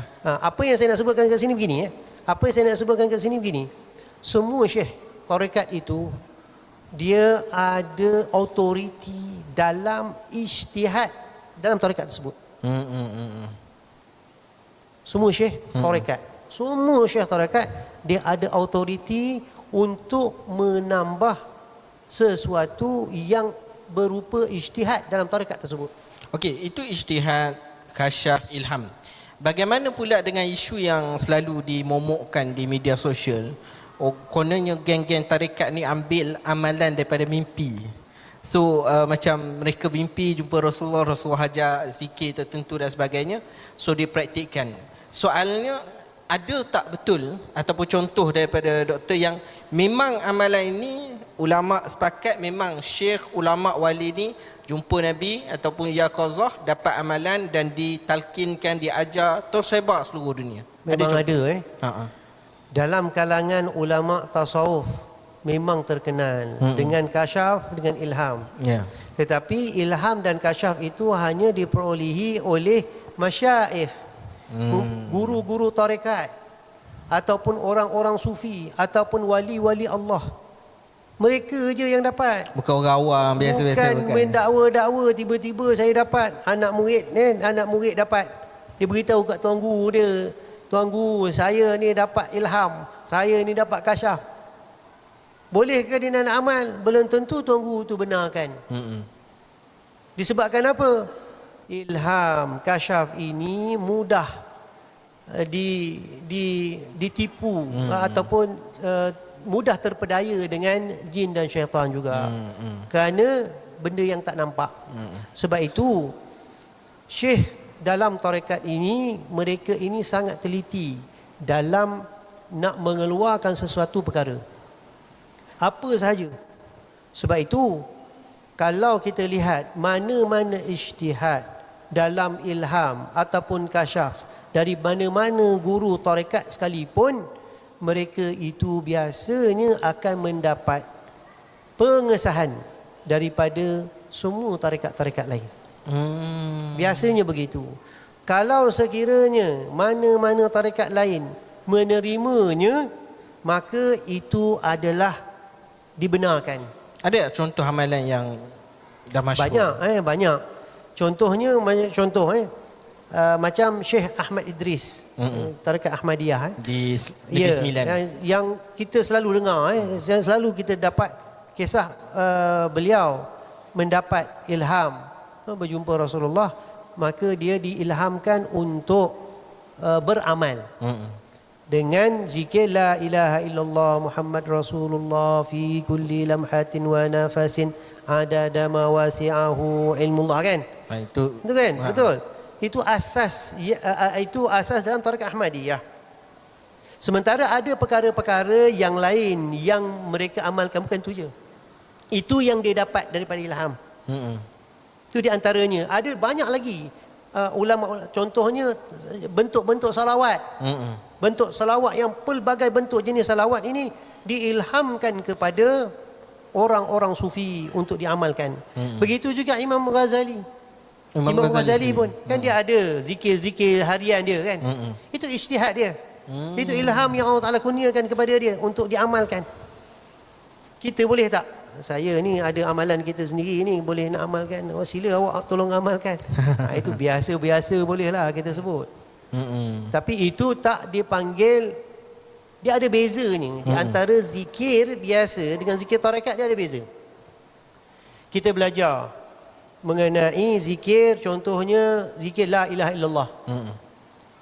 Zikir la ilaha illallah, ada hadis fa'lam annahu la ilaha illallah, dalam Quran ada sebut, dalam hadis ada sebut kelebihan. Kita pun amallah zikir la ilaha illallah. Di sana ada zikirnya selawat, kita pun selawatlah kat Nabi SAW selawat. Semua bentuk ini ulama tasawuf telah memberikan penjelasan bahawa adanya bentuk zikir yang dipanggil zikir itu zikir hasanat, dan zikir darajat. Ulama tasawuf yang meletakkan, bukan saya. Itu ijtihad lah. Itu ijtihad. Okey. Dia kata apa? Boleh kita nak beramal dengan mana-mana zikir hasanat, tak ada masalah. Zikir hasanat ni apa? Kita ambil daripada Quran, kita ambil daripada hadis, kita daripada asar Nabi SAW, para sahabat dan sebagainya, boleh kita amalkan, tak ada masalah. Tapi dipanggil zikir hasanat. Zikir hasanat ni maksudnya dapatlah pahala, seperti mana yang Allah Ta'ala sebutkan, dapat ganjaran-ganjaran yang tertentu. Sementara ada satu lagi zikir yang dipanggil zikir darajat. Zikir darajat ini lebih aula daripada zikir hasanat, walaupun benda yang sama. Contohnya apa? Zikir la ilaha illallah, kita jumpa dalam hadis, jumpa dalam Al-Quran mengenai kelebihan dan sebagainya, la ilaha illallah. Tetapi kalau kita ambil belajar zikir ini daripada guru yang sah ataupun syekh tarekat tadi yang bersambung-sambung kepada Rasulullah, maka ganjarannya berlipat kali ganda kerana kesahihan yang diperolehinya. Sebab itu dalam ahli sunnah wal jamaah, sanad ini sangat penting. Dalam apa jua sanad sangat penting, terutamanya dalam ilmu tarekat. Ilmu tarekat dia tak sama dengan mana-mana ilmu, tak sama. Kalau ilmu hadis sampai sekarang ni, sampai apa Sayyidina Imam Bukhari, dia punya apa, dia punya jalur sampai Imam Bukhari, sebab Imam Bukhari dah letak dah. Dan yang selepas itu yang dikatakan hadis itu bagaimana selain daripada Imam Bukhari, selain hadis-hadis lain yang diriwayatkan itu sampai kepada Imam, contohnya Imam Ghazali, sampai kepada mana-mana yang selepas itu yang tak disebut oleh Imam Bukhari contohnya, itu yang dipersoalkan. Kan? Tetapi Imam Sahih Bukhari tak ada orang pertikaikan. Betul. Sebab silsilah dia, sanad dia sangat kuat. Kan? Tak ada, kalau orang mendapat sanad meriwayatkan hadis Imam Bukhari pun tak ada masalah, sebab memang dah jelas. Sanad Imam Bukhari pun dah jelas. Maka yang sanad sebab bawah-bawah dia pun dah tak ada hal lah. Kan? Sebab yang itu dah kuat dah. Kan? Cumanya dalam tarekat dia tak macam tu. Dalam tarekat sepanjang zaman mesti thiqah. Lebih thiqah. Maksudnya orang yang betul-betul boleh bawa tarekat. Yalah, sebab syekh tu sendiri. Syekh tu sendiri. Pelantikan semua itu dalam rantaian tu syekh. Ya. Syekh tarekat ini adalah lantikan yang benar-benar yang layak untuk mengajar dan mendidik umat Islam untuk mendekatkan diri kepada Allah Ta'ala, membersihkan sifat-sifat mazmumah, menanam mereka untuk mendapat menghiasi diri mereka dengan sifat-sifat mahmudah. Doktor ada sebut tentang zikir la ilaha illallah, ada zikir hasanat, darajat. Kalau yang sekarang tengah kecoh dalam media sosial adalah zikir hu. Zikir hu ni di mana kedudukan dia sebenarnya? Zikir hu banyak dalam ulama dah membahaskan perkara ni. Banyak di antara Imam Ar-Razi pun menyebutkan benda yang sama. Bukan seorang, bukan dua, Imam Suyuti dan sebagainya. Ramai ulama dah menyebutkan tentang perkara ini. Sebab itu orang yang tak tahu jangan mudah tuduh. Bacalah kita. Kita ni orang yang berpelajaran, orang yang berilmu, orang yang disuruh supaya kita mencari kebenaran. Bukan pakai tuduh-tuduh, tak boleh. Ini merugikan umat Islam. Orang nak beramal, orang nak buat kebaikan. Kenapa kita buat satu spekulasi ataupun satu perkara yang boleh menyebabkan orang hilang kepercayaan untuk melakukan kebaikan? Ini bukan perkara yang baik. Baca kitab. Ulama dah sebut kan. Dalilnya apa? Oh, tak ada sebut dalam hadis, tak ada sebut dalam Al-Quran. Kita ini, kalau tak ada ulama, kita tak kenal agama kita. Hingga kita tak tahu pun cara nak sembahyang. Rasulullah kata kat kita, pesan kat kita, untuk tahu sembahyang Rasulullah bawa itu, Rasulullah kata apa? Sallu kama ra'aitumuni usalli. Sembahyanglah kamu seperti mana kamu melihat aku sembahyang. Itu maksudnya apa? Mewarisi dengan apa yang Nabi buat melalui mata. Penglihatan. Melalui mata. Tengok betul-betul Nabi buat begitu. Oh, kita ikut apa yang Nabi buat. Dan banyak perkara yang diriwayatkan oleh para sahabat yang mungkin tak sampai kat kita. Yang mungkin sampai kepada orang lain. Kenapa kita nak mengatakan ada, maksudnya semua tu mesti ada dalam hadis, semua mesti ada dalam ayat Quran? Tak semestinya. Kerana para ulama telah meletakkan disiplin ilmu itu selagi mana tidak bercanggah dengan Al-Quran dan hadis, maka ia boleh diamalkan dan tak ada percanggahan, dan ulama pun membenarkan perkara tersebut. Dalam tarikah semua amal hu ke macam mana? Semua tarikah? Semua tarekah beramal dengan apa yang telah dibawa. Zikir hu tu semua ada? Tidak. Tak Zikir semua. hu ni dia hanya tarekat-tarekat tertentu mengikut apa yang diijazahkan daripada gurunya. Contohnya macam tarekat Naqsyabandiyah tak ada. Naqsyabandiyah tak ada? Naqsyabandiyah yang aliran kami lah. Khalidiyah Aliran tak ada. Khalidiyah yang kami. Mungkin yang saya sebutkan tadi, mungkin kita patah balik sikit lah supaya kita boleh faham. Tak semua tarekat itu bentuknya sama. Ya. Asas sama zikirnya, zikir asasnya, contoh dalam Naqsyabandiyah, zikir asas adalah Allah, Allah dalam hati. Itu asas. Tetapi mengikut mana-mana syekh, dia boleh mengambil mana-mana zikir lain untuk diamalkan. Contoh, guru dia ajar kepada dia zikir hu. Dia boleh tambah dalam tu, tak ada masalah. Dia ada tambahan zikir tahlil, contohnya la ilaha illallah dan sebagainya, boleh ditambah. Contohnya ada tambahan lagi dalam tarekat Naqsyabandiyah, contohnya selawat Nabi 1500 kali sehari. Ada tambahan-tambahan tersebut. Itu tidak merosakkan tarekat tersebut dan dihormati mana-mana tarekat. Sebab itu mana-mana tarekat yang benar, yang syekhnya itu mengambil tarekat itu daripada syekhnya yang benar, maka dia boleh mewarisi ataupun ada ijtihad baru. Tapi bercerita tentang ijtihad ni, zikir hu tu kerana la ilaha illa hu. Tapi ada orang yang nak menolak perkara ni, dia kata kan dalam Al-Quran pun hadis ada sebut la ilaha illa anta ataupun la ilaha illa ana. So kenapa tak zikir anta, ana, tapi nak zikir hu. Inilah masalah ilmu. Ulama dah bincangkan mana yang sesuai. Ya. Mana yang sesuai. Tak menasabahlah zikir ana.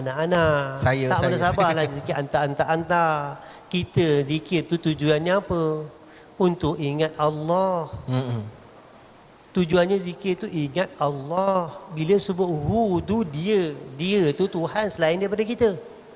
Laisa kamitslihi syai'. Hu itu dhamir hu itu adalah rujuk kepada dhamir al-ghaib, yang bukan kita. Kalau kita sebut ana ataupun anta, itu ada tasyabuh. Ya. Betul? Kalau ulama-ulama sufi ada dalam syairnya menyebut ana ataupun ana, anta, anal haq dan sebagainya, itu adalah sebutan, bukan zikir. Ini kesilapan besar. Orang yang kata nak suruh zikir anta, ana, kita ada disiplin. Ya. Tolong tengok disiplin. Bukan kita redah hari tu dah. Tak boleh. Kita masuk rumah orang kena beradab. Ya. Kena bagi salam. Minta izin masuk rumah. Boleh makan terus tak? Tak boleh. Tak boleh. Kita ada adab dia. Nak makan pun kena baca doa juga. Dan sebagainya. Semua ada adab. Nak bawa kereta, boleh ikut suka hati bawa kereta ke? Tak boleh. Ada caranya, ada kaedah dia. Boleh tak bawa suka hati? Boleh. Nanti langgar orang, masuk jalan orang dan sebagainya. Itu kesalahan-kesalahan yang berlaku apabila kita tidak mengikut peraturan yang telah ditetapkan. Jadi semua ada ketetapannya. Nak zikir hu ada kaedah dia, bukan semua nak hentam saja tak boleh. Kan? Jangan ikut kepala kita. Oh ni boleh buat macam ni. Itu awak punya gambaran, awak punya kefahaman begitu. Tak betul. Yang betulnya ikut kaedah yang dibenarkan. Ada tak ulama tasawuf membenarkan begitu? Kalau tak ada, tak boleh buat.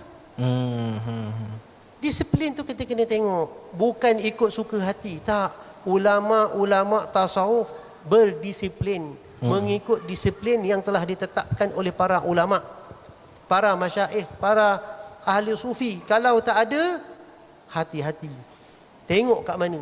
Sebab itu ada yang cuba bawa satu, dia panggil zikir nafas. Bawa isu baru Zikir nafas. Cuba bawa masuk, tapi ditolak. Kerana apa? Kerana bentuk zikir nafas itu tidak bersesuaian dan tidak bertepatan dengan konsep ataupun disiplin ilmu tasawuf. Maka ditolak. Itu tegasnya ilmu tarikat dan tasawuf sebenar. Dia mesti ada. Kalau awak membawa, contohnya zikir ini, awak ambil daripada mana? Kalau dalam tarikat Ahmadiyah, apa dia punya tu? Ada ni, cara dia begini. Dalam Qadiriyah macam mana? Zikir ni macam ni. Sebab itu apabila orang bawa tarekat, kita kena tengok dia declare ataupun dia kata saya Nasyabandiyah. Tapi apabila dia mengijazahkan ataupun dia mengajar orang berzikir, tengok-tengok bukan daripada zikir dalam tarekat Naqsyabandiyah.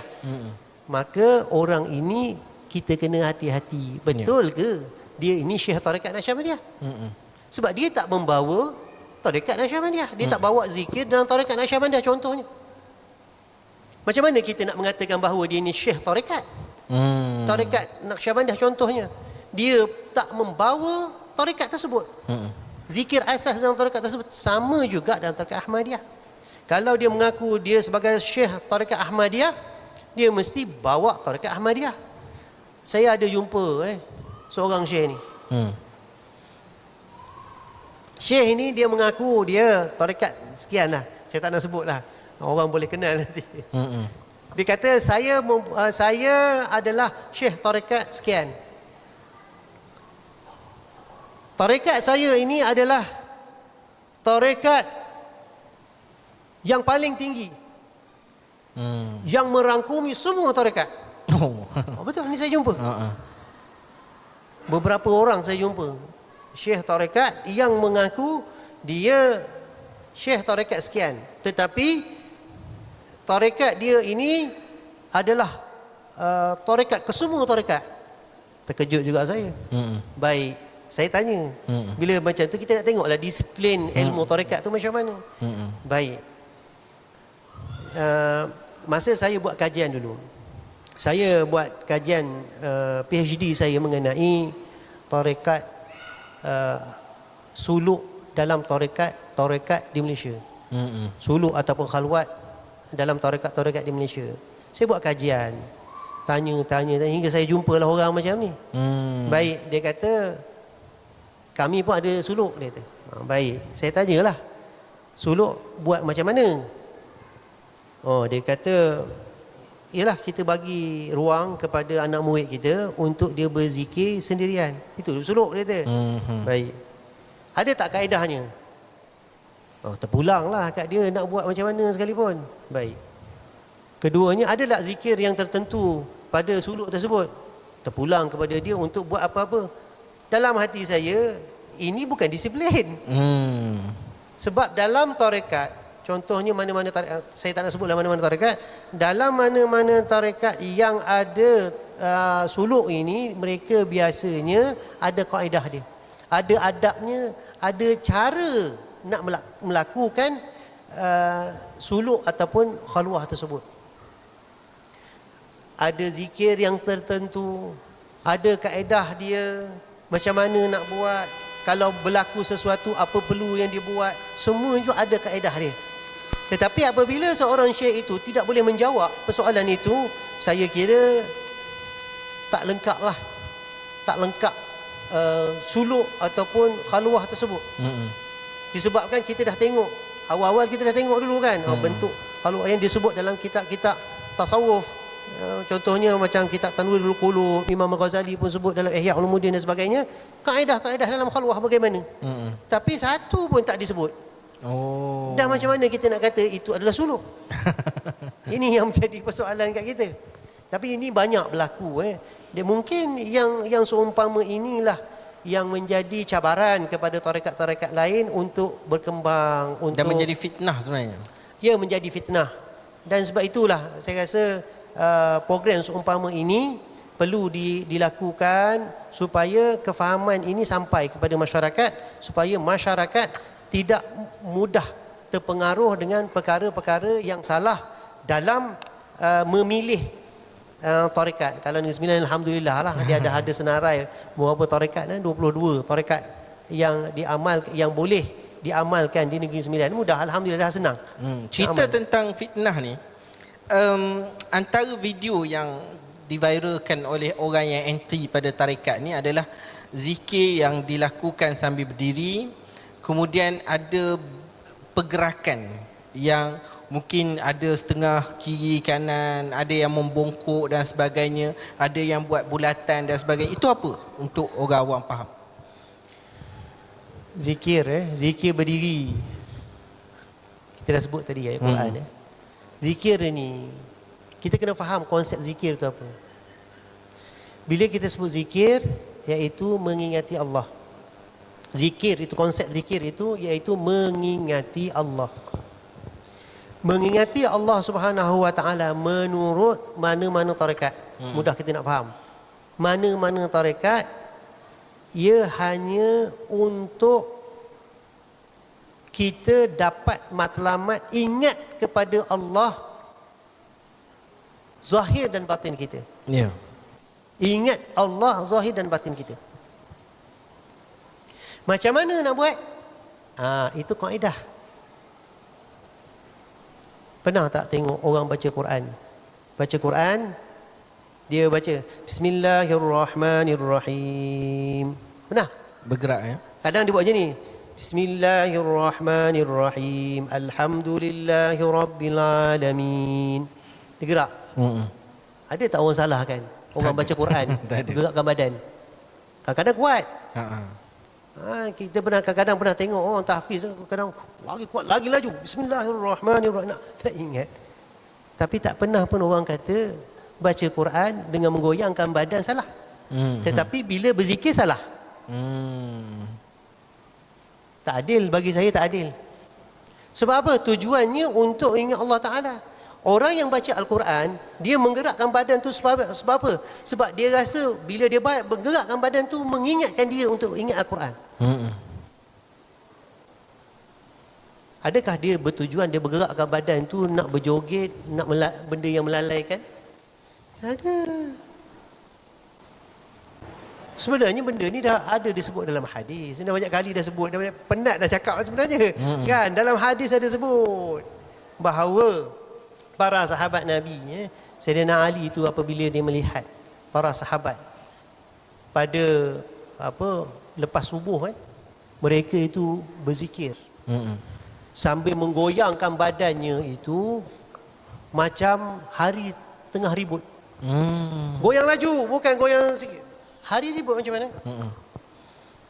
Angin yang kuat, maknanya goyangnya kuat.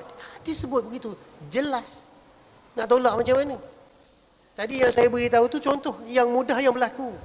Tapi ada sandarannya. Ada sandarannya kalau kita nak bagi sandaran. Tetapi sandaran itu pun orang nak petikaikan. Itu masalahnya. Sebab itu kita datangkan yang tahfiz tadi tu. Mudah sikit nak faham. Biar mudah dicerna. Ya, betul. Kan ada orang belajar. Dia belajar, kan? Dia belajar buat kerja sekolah sambil dengar muzik. Tak ada pula kata sesat. Betul? Ya. Ada kita kata orang budak belajar, awak ni dengar muzik sambil belajar ni sesat. Boleh? Tapi kalau orang tasawuf, orang tarekat, sesatnya. Confirm sesat. Betul tak? Ya. Bagi saya tak adil lah macam tu. Macam mana nak menilai sesuatu perkara tanpa kita melihat apa yang dia buat dan tujuannya apa? Macam zikir hu tu. Tak ada lain, niatnya adalah Allah. Ada tak niat lain hu tu maksudnya benda lain? Tak ada. Hu tu Allah. Ada disiplinnya. Jadi apa yang kita nak sebutkan di sini ialah mana-mana zikir yang kita sebut itu mestilah matlamatnya mencapai kepada Allah Subhanahu Wa Taala walau macam mana pun. Tapi ada kaedah dia. Ya. Ada kaedah dia. Jangan berlebih-lebihan pula kan. Kalau kita tengok ada kadang-kadang tu kita ternampak video-video yang berlebihan. Dia buat break dance, dia buat menari lah, apa zikir menari apa semua tu. Kita kena hati-hati tengok dulu siapa dia. Syekh yang buat ke? Kan? Dia kalau yang tu cerita lain lah. Tapi yang selalu orang duk mainkan adalah ada dalam majlis zikir ada orang yang terlompat-lompat sampai ada yang terbaring, terguling lah apa. Itu apa dia? Itu ada yang berlebih-lebihan. Berlebih-lebihan. Maklumlah kan. Kadang-kadang kan disuruh buat macam ni je, tapi dia buat berlebih-lebihan. Kadang-kadang guru ni cara dia nak mengajar anak murid, dia tak boleh nak marah dulu. Dia tak boleh nak marah dulu. Biarlah dia seronok dulu gitu kan. Nanti lama-lama baru dia tahu, oh dulu tak betul lah saya buat tu ya. Macam tu. Orang yang baru masuk berkenalan ni, dia kadang-kadang tu dia macam-macam. Dia sebenarnya tarekat ni dakwah. Tarekat ni dakwah. Berapa ramai orang yang belajar tarekat tapi tak masuk Islam, hingga dia betul-betul dia yakin bahawa tarekat ini membawa untuk mengenal dan mendekatkan diri kepada Allah Taala, baru dia masuk Islam. Ini bukan perkara baru, perkara lama dan banyak berlaku. Dan perkara ini tak boleh dinafikan. Dan itu adalah bentuk dakwah. Kan? Kalau orang datang kat kita kan, kita nak belajar nak belajar berzikir dan kita datang tahlil kat kita. Orang bukan Islam lah masuk masjid kan. Kita tengah tahlil ni la ilaha illallah, dia datang masjid dengan pakai seluar pendeknya, tiba-tiba takkan kita nak menjerit kat dia suruh keluar kot. Betul tak? Logiknya begitu kan. Dia nak berzikir, dia cakap, sedaplah, saya sukalah majlis ni nak berzikir. Mestilah kita bagi ruang kat dia. Okey, tak apa, duduk sebelah saya, berzikir sekali. Ada pula orang ambil gambar, tengok inilah tarekat, tengok macam ni pun tarekat. Ini memburukkan nama Islam. Kita nak menjaga nama Islam itu tengok dalam bentuk macam mana. Orang yang nak masuk Islam ni pelbagai. Bukan Islam tu hanya untuk orang Islam. Betul. Islam itu untuk semua. Kalau dia memahami Islam dalam bentuk ataupun tertarik Islam dengan bentuk yang tertentu, kita dekatkan dengan cara itu dulu. Kemudian baru kita tarik perlahan-lahan. Bukan kita paksa dia. Orang tiba-tiba masuk Islam, suruh sunat terus. Larilah dia, saya nak masuk Islam bukan sebab sunat. Kalau sebab sunat, saya tak masuk Islam. Betul? Takkan kita kata awak tak payah masuk Islam kalau gitu. Ada berlaku satu kisah, ini kisah benar. Seorang mufti didatangi ataupun dapat surat daripada seorang daripada Amerika. Ini kisah benar. Dia dapat surat, dia kata saya nak masuk Islam. Saya nak masuk Islam, tetapi suami saya bukan Islam. Tapi saya tak nak pisah. Saya nak duduk sekali dengan keluarga saya sayang keluarga saya sayang anak saya sayang semua. Tapi saya nak masuk Islam, boleh tak boleh? Jumpa, hantar surat ni kepada seorang mufti. Mufti ni kata, kalau awak nak masuk Islam, awak kena tinggalkan suami awak. Tak boleh. Tak masuk dia Islam. Lalu dia tak puas hati. Dia mungkin dia tanya orang lain, dia kata macam mana ni dah tak dapat ni. Lalu ada orang nasihat kat dia, cuba awak tanya kepada seorang lagi mufti. Lalu mufti ni kata, awak nak masuk Islam?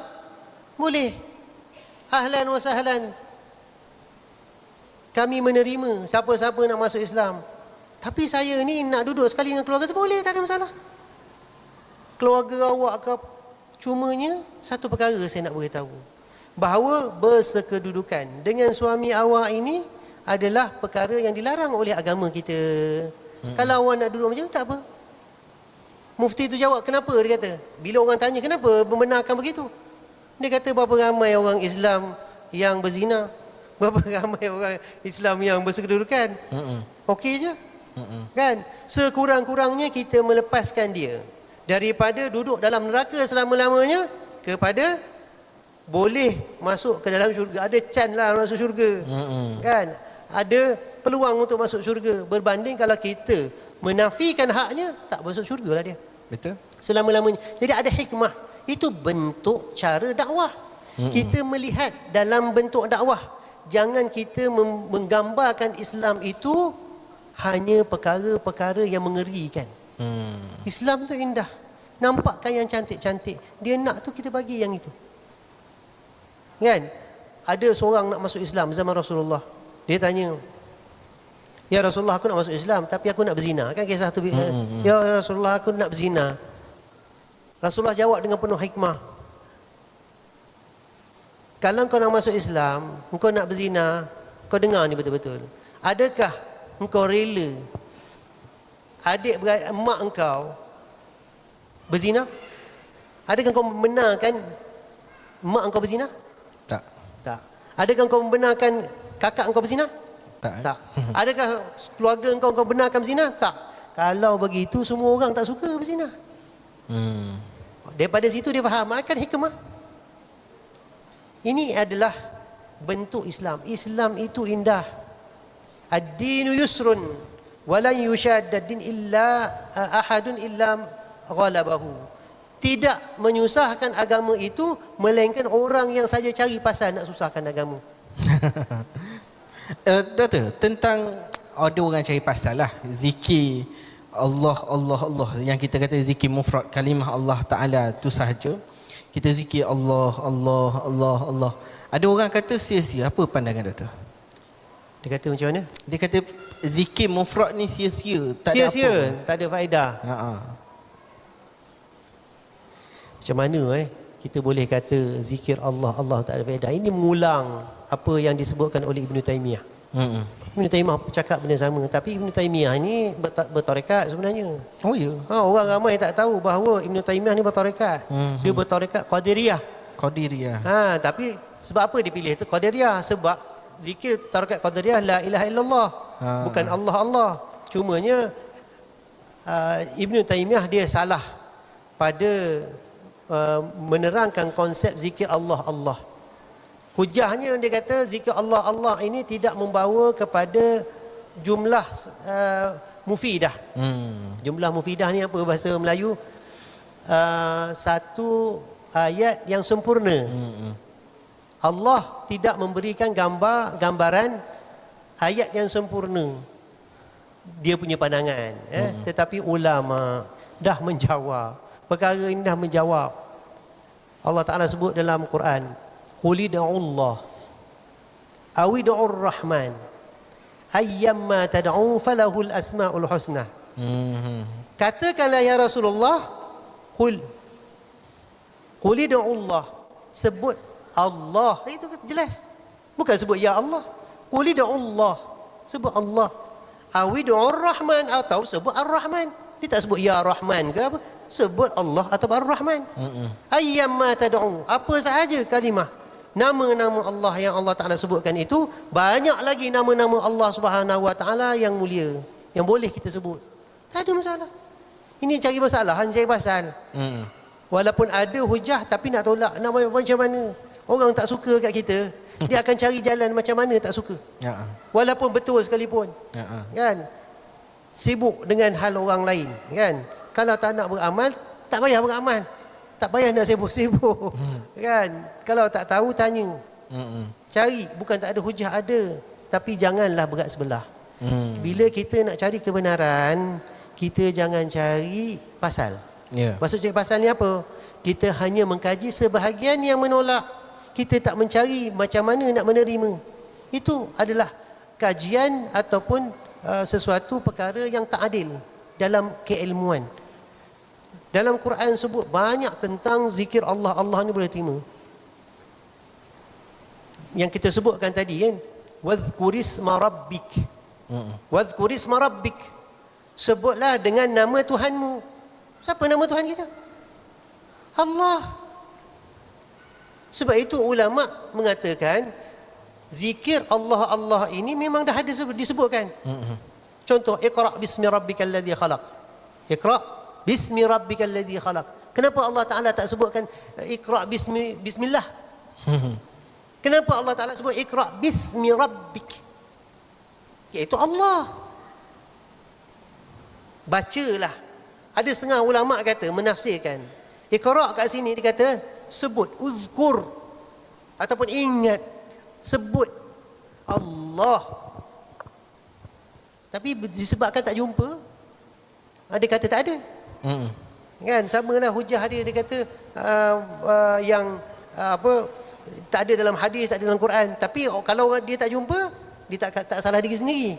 Ini yang menyebabkan tak adilnya dalam keilmuan. Baca semua pandangan ulama terhadap perkara ini. Jangan mudah-mudah nak menuduh-nuduh. Kerana tuduhan itu lebih besar. Yang diamalkan itu betul, ulama amalkan. Kalau kita tak nak amal, tak apa. Macam kita ada pilihan, ada nasi goreng, ada mi goreng. Nak makan nasi goreng boleh, tak nak makan nasi, tak nak makan ada mi goreng, boleh pilih mana satu. Kalau tak nak, dua-dua pun tak apa. Jangan condemn. Ya.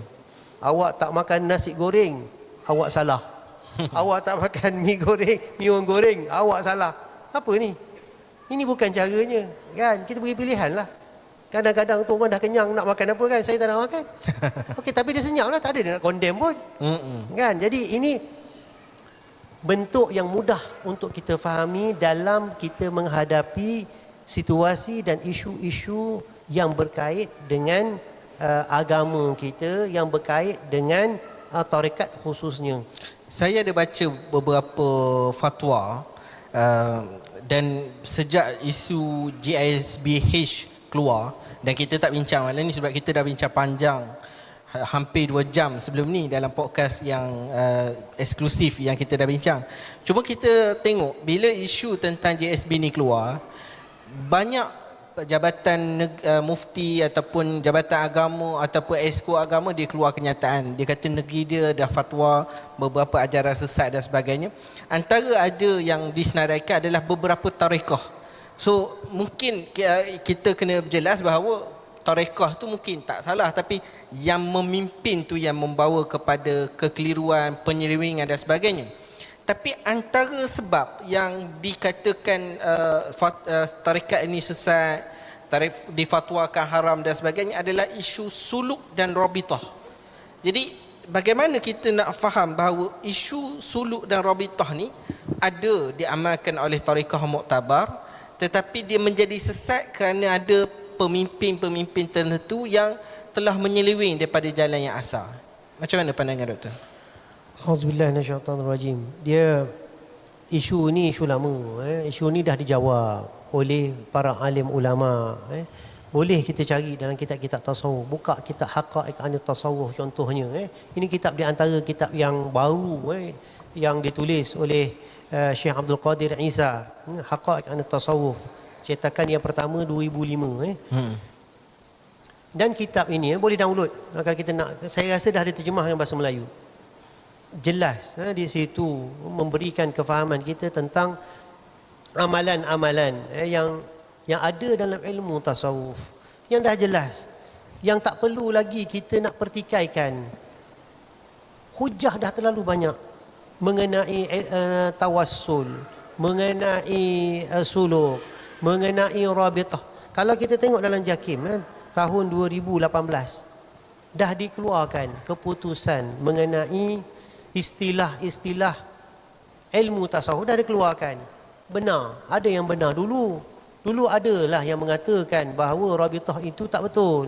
Tetapi apabila dilihat, dikaji semula, didapati bahawa istilah ataupun konsep ataupun amalan rabitah itu boleh dibuat mengikut prinsip-prinsip yang telah ditetapkan oleh dalam ilmu tarekat itu sendiri. Bukan bebas begitu, tak boleh. Jadi tak boleh kita nafikan perkara itu wujud dalam tarekat dan perkara itu salah. Tak boleh. Kerana itu ada dibincangkan oleh para ulama, bukan benda yang baru, benda yang dah orang kata dalam ilmu tasawuf itu benda tu dah terlalu biasa. Disebabkan konsep itu telah berjalan ataupun amalan itu dilakukan mengikut kaedah yang telah dibenarkan dalam syarak. Contohnya macam rabitah, ini memandang wajah guru ketika berzikir. Memandang wajah guru ketika berzikir. Kat mana salah? Dia kata memandang wajah guru ketika berzikir ini macam ta'asub, dia kata. Dalam kaedah dalam tarekat bukan begitu. Rabitah, konsep rabitah itu ialah pertemuan atau pertumbungan hati murid pada guru, meletakkan kasih sayang kita kepada guru kita yang mengajar kita untuk mendekatkan diri kepada Allah Ta'ala. Macam konsep mak dengan ayah kita, mak dengan ayah kita lah. Kita letakkan tautan kasih sayang, kan? Kita selalu teringat, oh pesan mak ayah kita macam ni. Itu rabitah. Tak payah susah-susah kita nak cakap tentang rabitah supaya nak mudah faham. Betul. Ini pula kita nak menyampaikan zikir kita itu kepada Allah Ta'ala. Kita nak dekatkan diri kepada Allah Ta'ala. Apa yang paling dekat sekali untuk mendekatkan diri kepada Allah Ta'ala? Dah tentu perkara yang paling dekat kepada Allah Ta'ala. Dah tentulah guru yang dah melalui proses tersebut, yang dah sampai kepada Allah Ta'ala, yang paling dekat kepada Allah Ta'ala. Jadi dalam setengah tarekat ada menggunakan konsep rabitah, bukan semua. Malah konsep rabitah ini dia lebih luas. Tak semestinya rabitah itu hanya kepada guru. Dia boleh rabitah kepada apa sahaja yang boleh mendekatkan dia kepada Allah Subhanahu Wa Taala. Kalau katanya dia boleh melihat kejadian langit dan bumi itu mendekatkan diri kepada Allah Taala, silakan. Itu rabitahnya kepada Allah Subhanahu untuk mendekatkan diri kepada Allah Taala. Kalaulah dia melihat air terjun itu melahirkan rasa takut dan gentar kepada Allah Ta'ala, melahirkan rasa keinsafan yang tinggi kepada Allah Ta'ala, itulah rabitah dia. Ada setengah pengalaman guru saya disebut dalam tarekat kita ini kena ada rabitah. Guru saya kata, saya berzikir tak ada rabitah. Saya zikir tak ada rabitah. Dia berjumpa dengan satu malam guru panggil. Guru dia panggil. Ni saya meriwayatkan. Guru dia panggil. Guru dia kata begini. Ustaz, kalau ustaz berzikir tak ada rabitah pun boleh ustaz, tak ada masalah. Zikir terus ustaz. Tak ada masalah ustaz. Jadi guru saya terus berzikir. Dia terus berzikir hingga pada satu masa.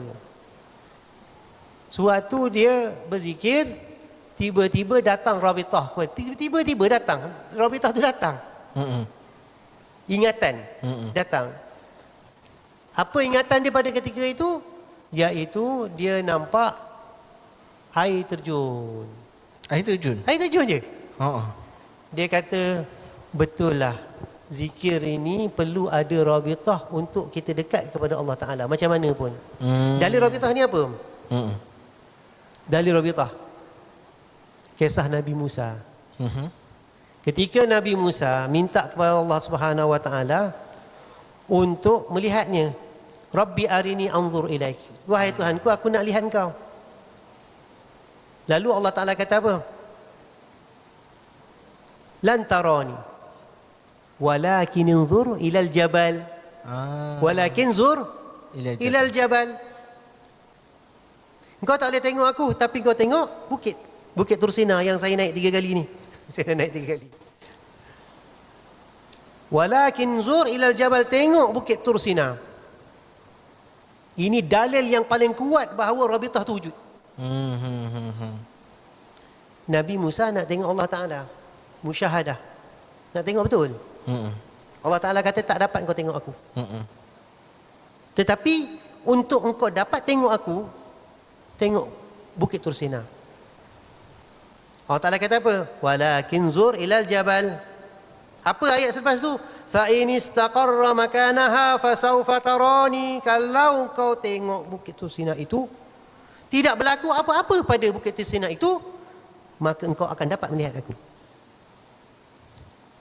Syaratnya senang. Kau tengok bukit Tursina tak bergerak, ada je kat situ, engkau tengok aku, dapat tengok aku. Macam saya tengok ustaz. Kan? Kalau saya dapat tengok ustaz, saya akan dapat tengok Allah Ta'ala. Contoh ni dia beri contoh macam tu. Contoh. Nabi Allah Ta'ala kata engkau tak boleh tengok aku. Tapi syarat Allah Ta'ala kata, kalau engkau tengok bukit Tursina tapi tak berlaku apa-apa pada bukit Tursina, kau dapat tengok aku senang. Maknanya bukit tu ada, kau tengok je lah, memang ada. Lama kelamaan Nabi Musa ni cerdik. Semua Nabi ni cerdik, bijaksana. Tak macam kita. Kan? Tak melulu tengok je. Tak. Nabi tak macam tu. Bila Allah Ta'ala kata fa in istaqarra makanahu fasawfa tarani, Nabi Musa pun tengok Bukit Tur Sina. Lama kelamaan hilang pada pandangan Nabi Musa Bukit Tur Sina tersebut. Hilang. Macam mana? Apabila Allah Ta'ala kata apa? Falamma tajalla rabbuhu lil jabal ja'alahu dakka wa kharra Musa sa'iqa. Apabila Nabi Musa berterusan melihat Bukit Tur Sina itu dengan hatinya agar Allah Ta'ala kurniakan kepadanya dapat melihatnya. Sebab kan? Tengok Bukit Tur Sina sebab kan? Allah Ta'ala kata tajalla rabbuhu lil jabal. Kalau ada satu puak tu tajalla ni, Allah Ta'ala muncul lah. Nampak lah. Memunculkan diri ya. Tetapi bukan maksudnya tajalla menyerlahkan diri dah. Masuk kat sini Allah Ta'ala menzahirkan ayat-ayat ataupun tanda kekuasaan, tanda kehebatan dan tanda keagungan Allah Subhanahu Wa Ta'ala pada ketika itu. Ja'alahu dakka. Ahli tafsir banyak yang menterjemahkan kat situ hancur binasa.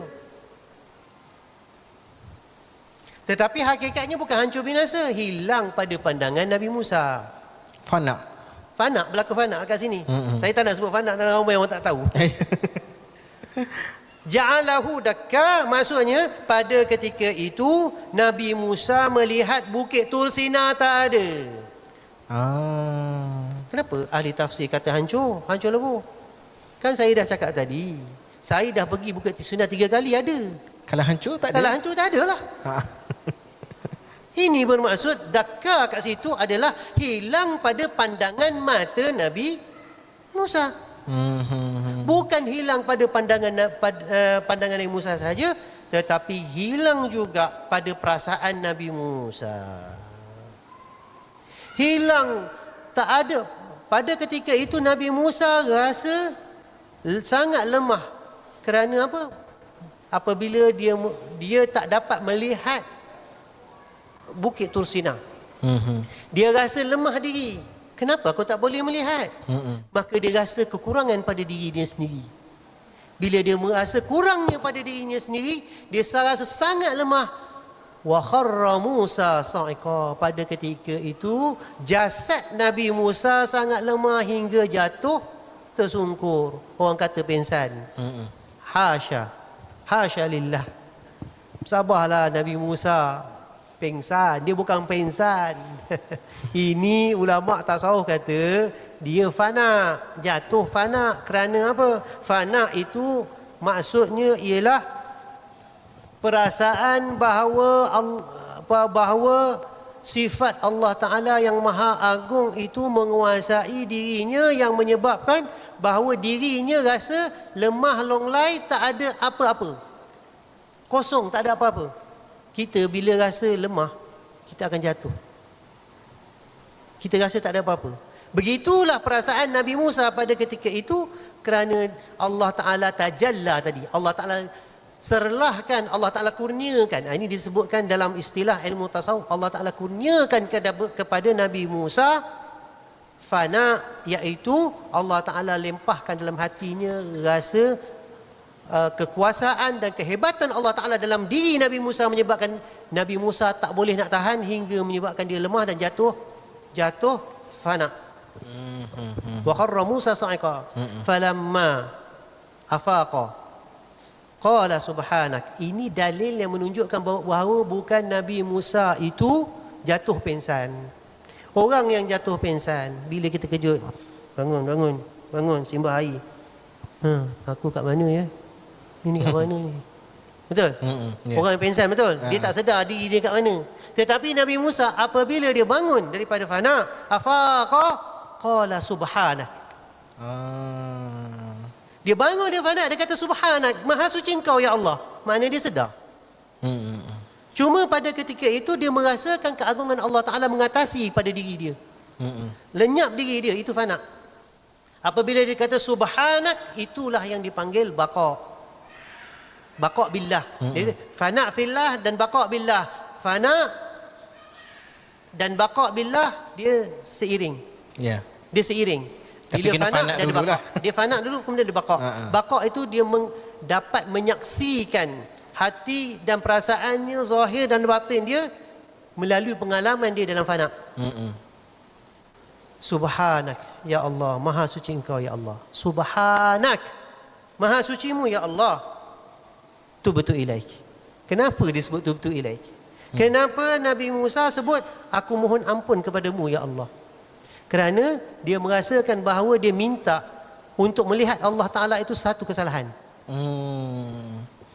Ya Allah, sebenarnya cukup engkau menunjukkan, menzahirkan tanda-tanda kebesaran, kehebatanmu itu cukup bagi aku untuk kenal engkau. Tak perlu aku melihat engkau di dunia ini. Jadi aku mohon ampun atas kesilapan aku yang terlalu obses. Teringin betul nak tengok Allah Ta'ala sampai nak tengok juga. Bukan tak boleh, boleh. Tapi Allah Ta'ala kata lantaran ni tak boleh. Bukan masanya lagi. Tapi kesungguhan dia kan, dah dapat cakap dengan Tuhan. Nak tengok Tuhan pula kan. Jadi terlalu suka nak melihat Allah Subhanahu Wa Ta'ala hingga Allah Ta'ala nyatakan kepada Nabi Musa keadaan yang sebenarnya. Bila berlaku fana, dia kata subhanak, maha sucimu ya Allah, tubtu ilaik wa ana awwalul mu'minin. Ya Allah, perasaan aku sekarang ini seolah-olahnya aku rasa baru aku beriman kepadamu. Yakin kepada Allah Subhanahu Wa Taala.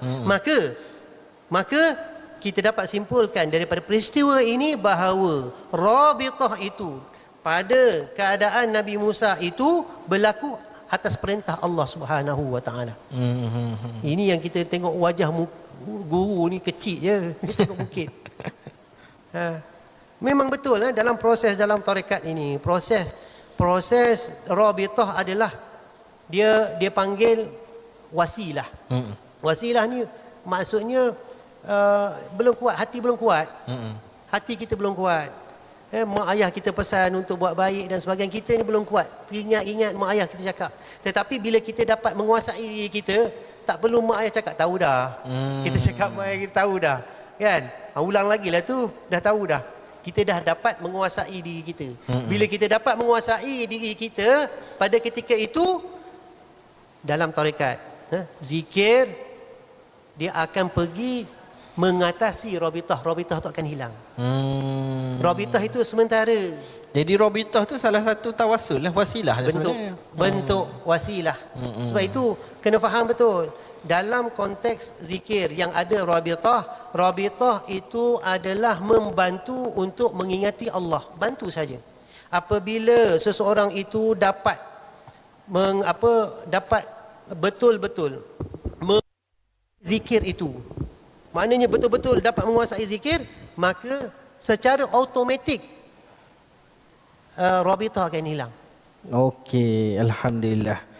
Sebenarnya banyak lagi soalan yang saya nak tanyakan kepada doktor, tapi kita dah terlebih daripada masa yang ditetapkan. Senarai soalan yang saya sediakan ni dah beberapa banyak yang skip. Jadi saya rasa setakat itu dulu doktor, kita jumpa lagi untuk bincang secara terperinci, mungkin satu-satu bab, satu-satu topik. Untuk siri podcast Al-Bayan yang ke-12, kita akan bertemu kembali 3 Oktober 2024 di Masjid Nurul Iman, Mantin, Negeri Sembilan. InsyaAllah bersama dengan Ustaz Raja Ahmad Mukhlis untuk membincangkan tentang Tauhid pula, iaitu tentang menjawab kritikan dan dakwaan bahawa sifat 20 itu berasal daripada falsafah Yunani kuno. Ini isu yang semasa juga ramai orang tohmah, kritik, fitnah. kita akan jawab 3 Oktober ini insya-Allah. Jadi bertemu pada masa akan datang. Teruskan bersama kami. Sila like, follow, share dan komen. InsyaAllah bermanfaat kepada semua. Assalamualaikum warahmatullahi wabarakatuh.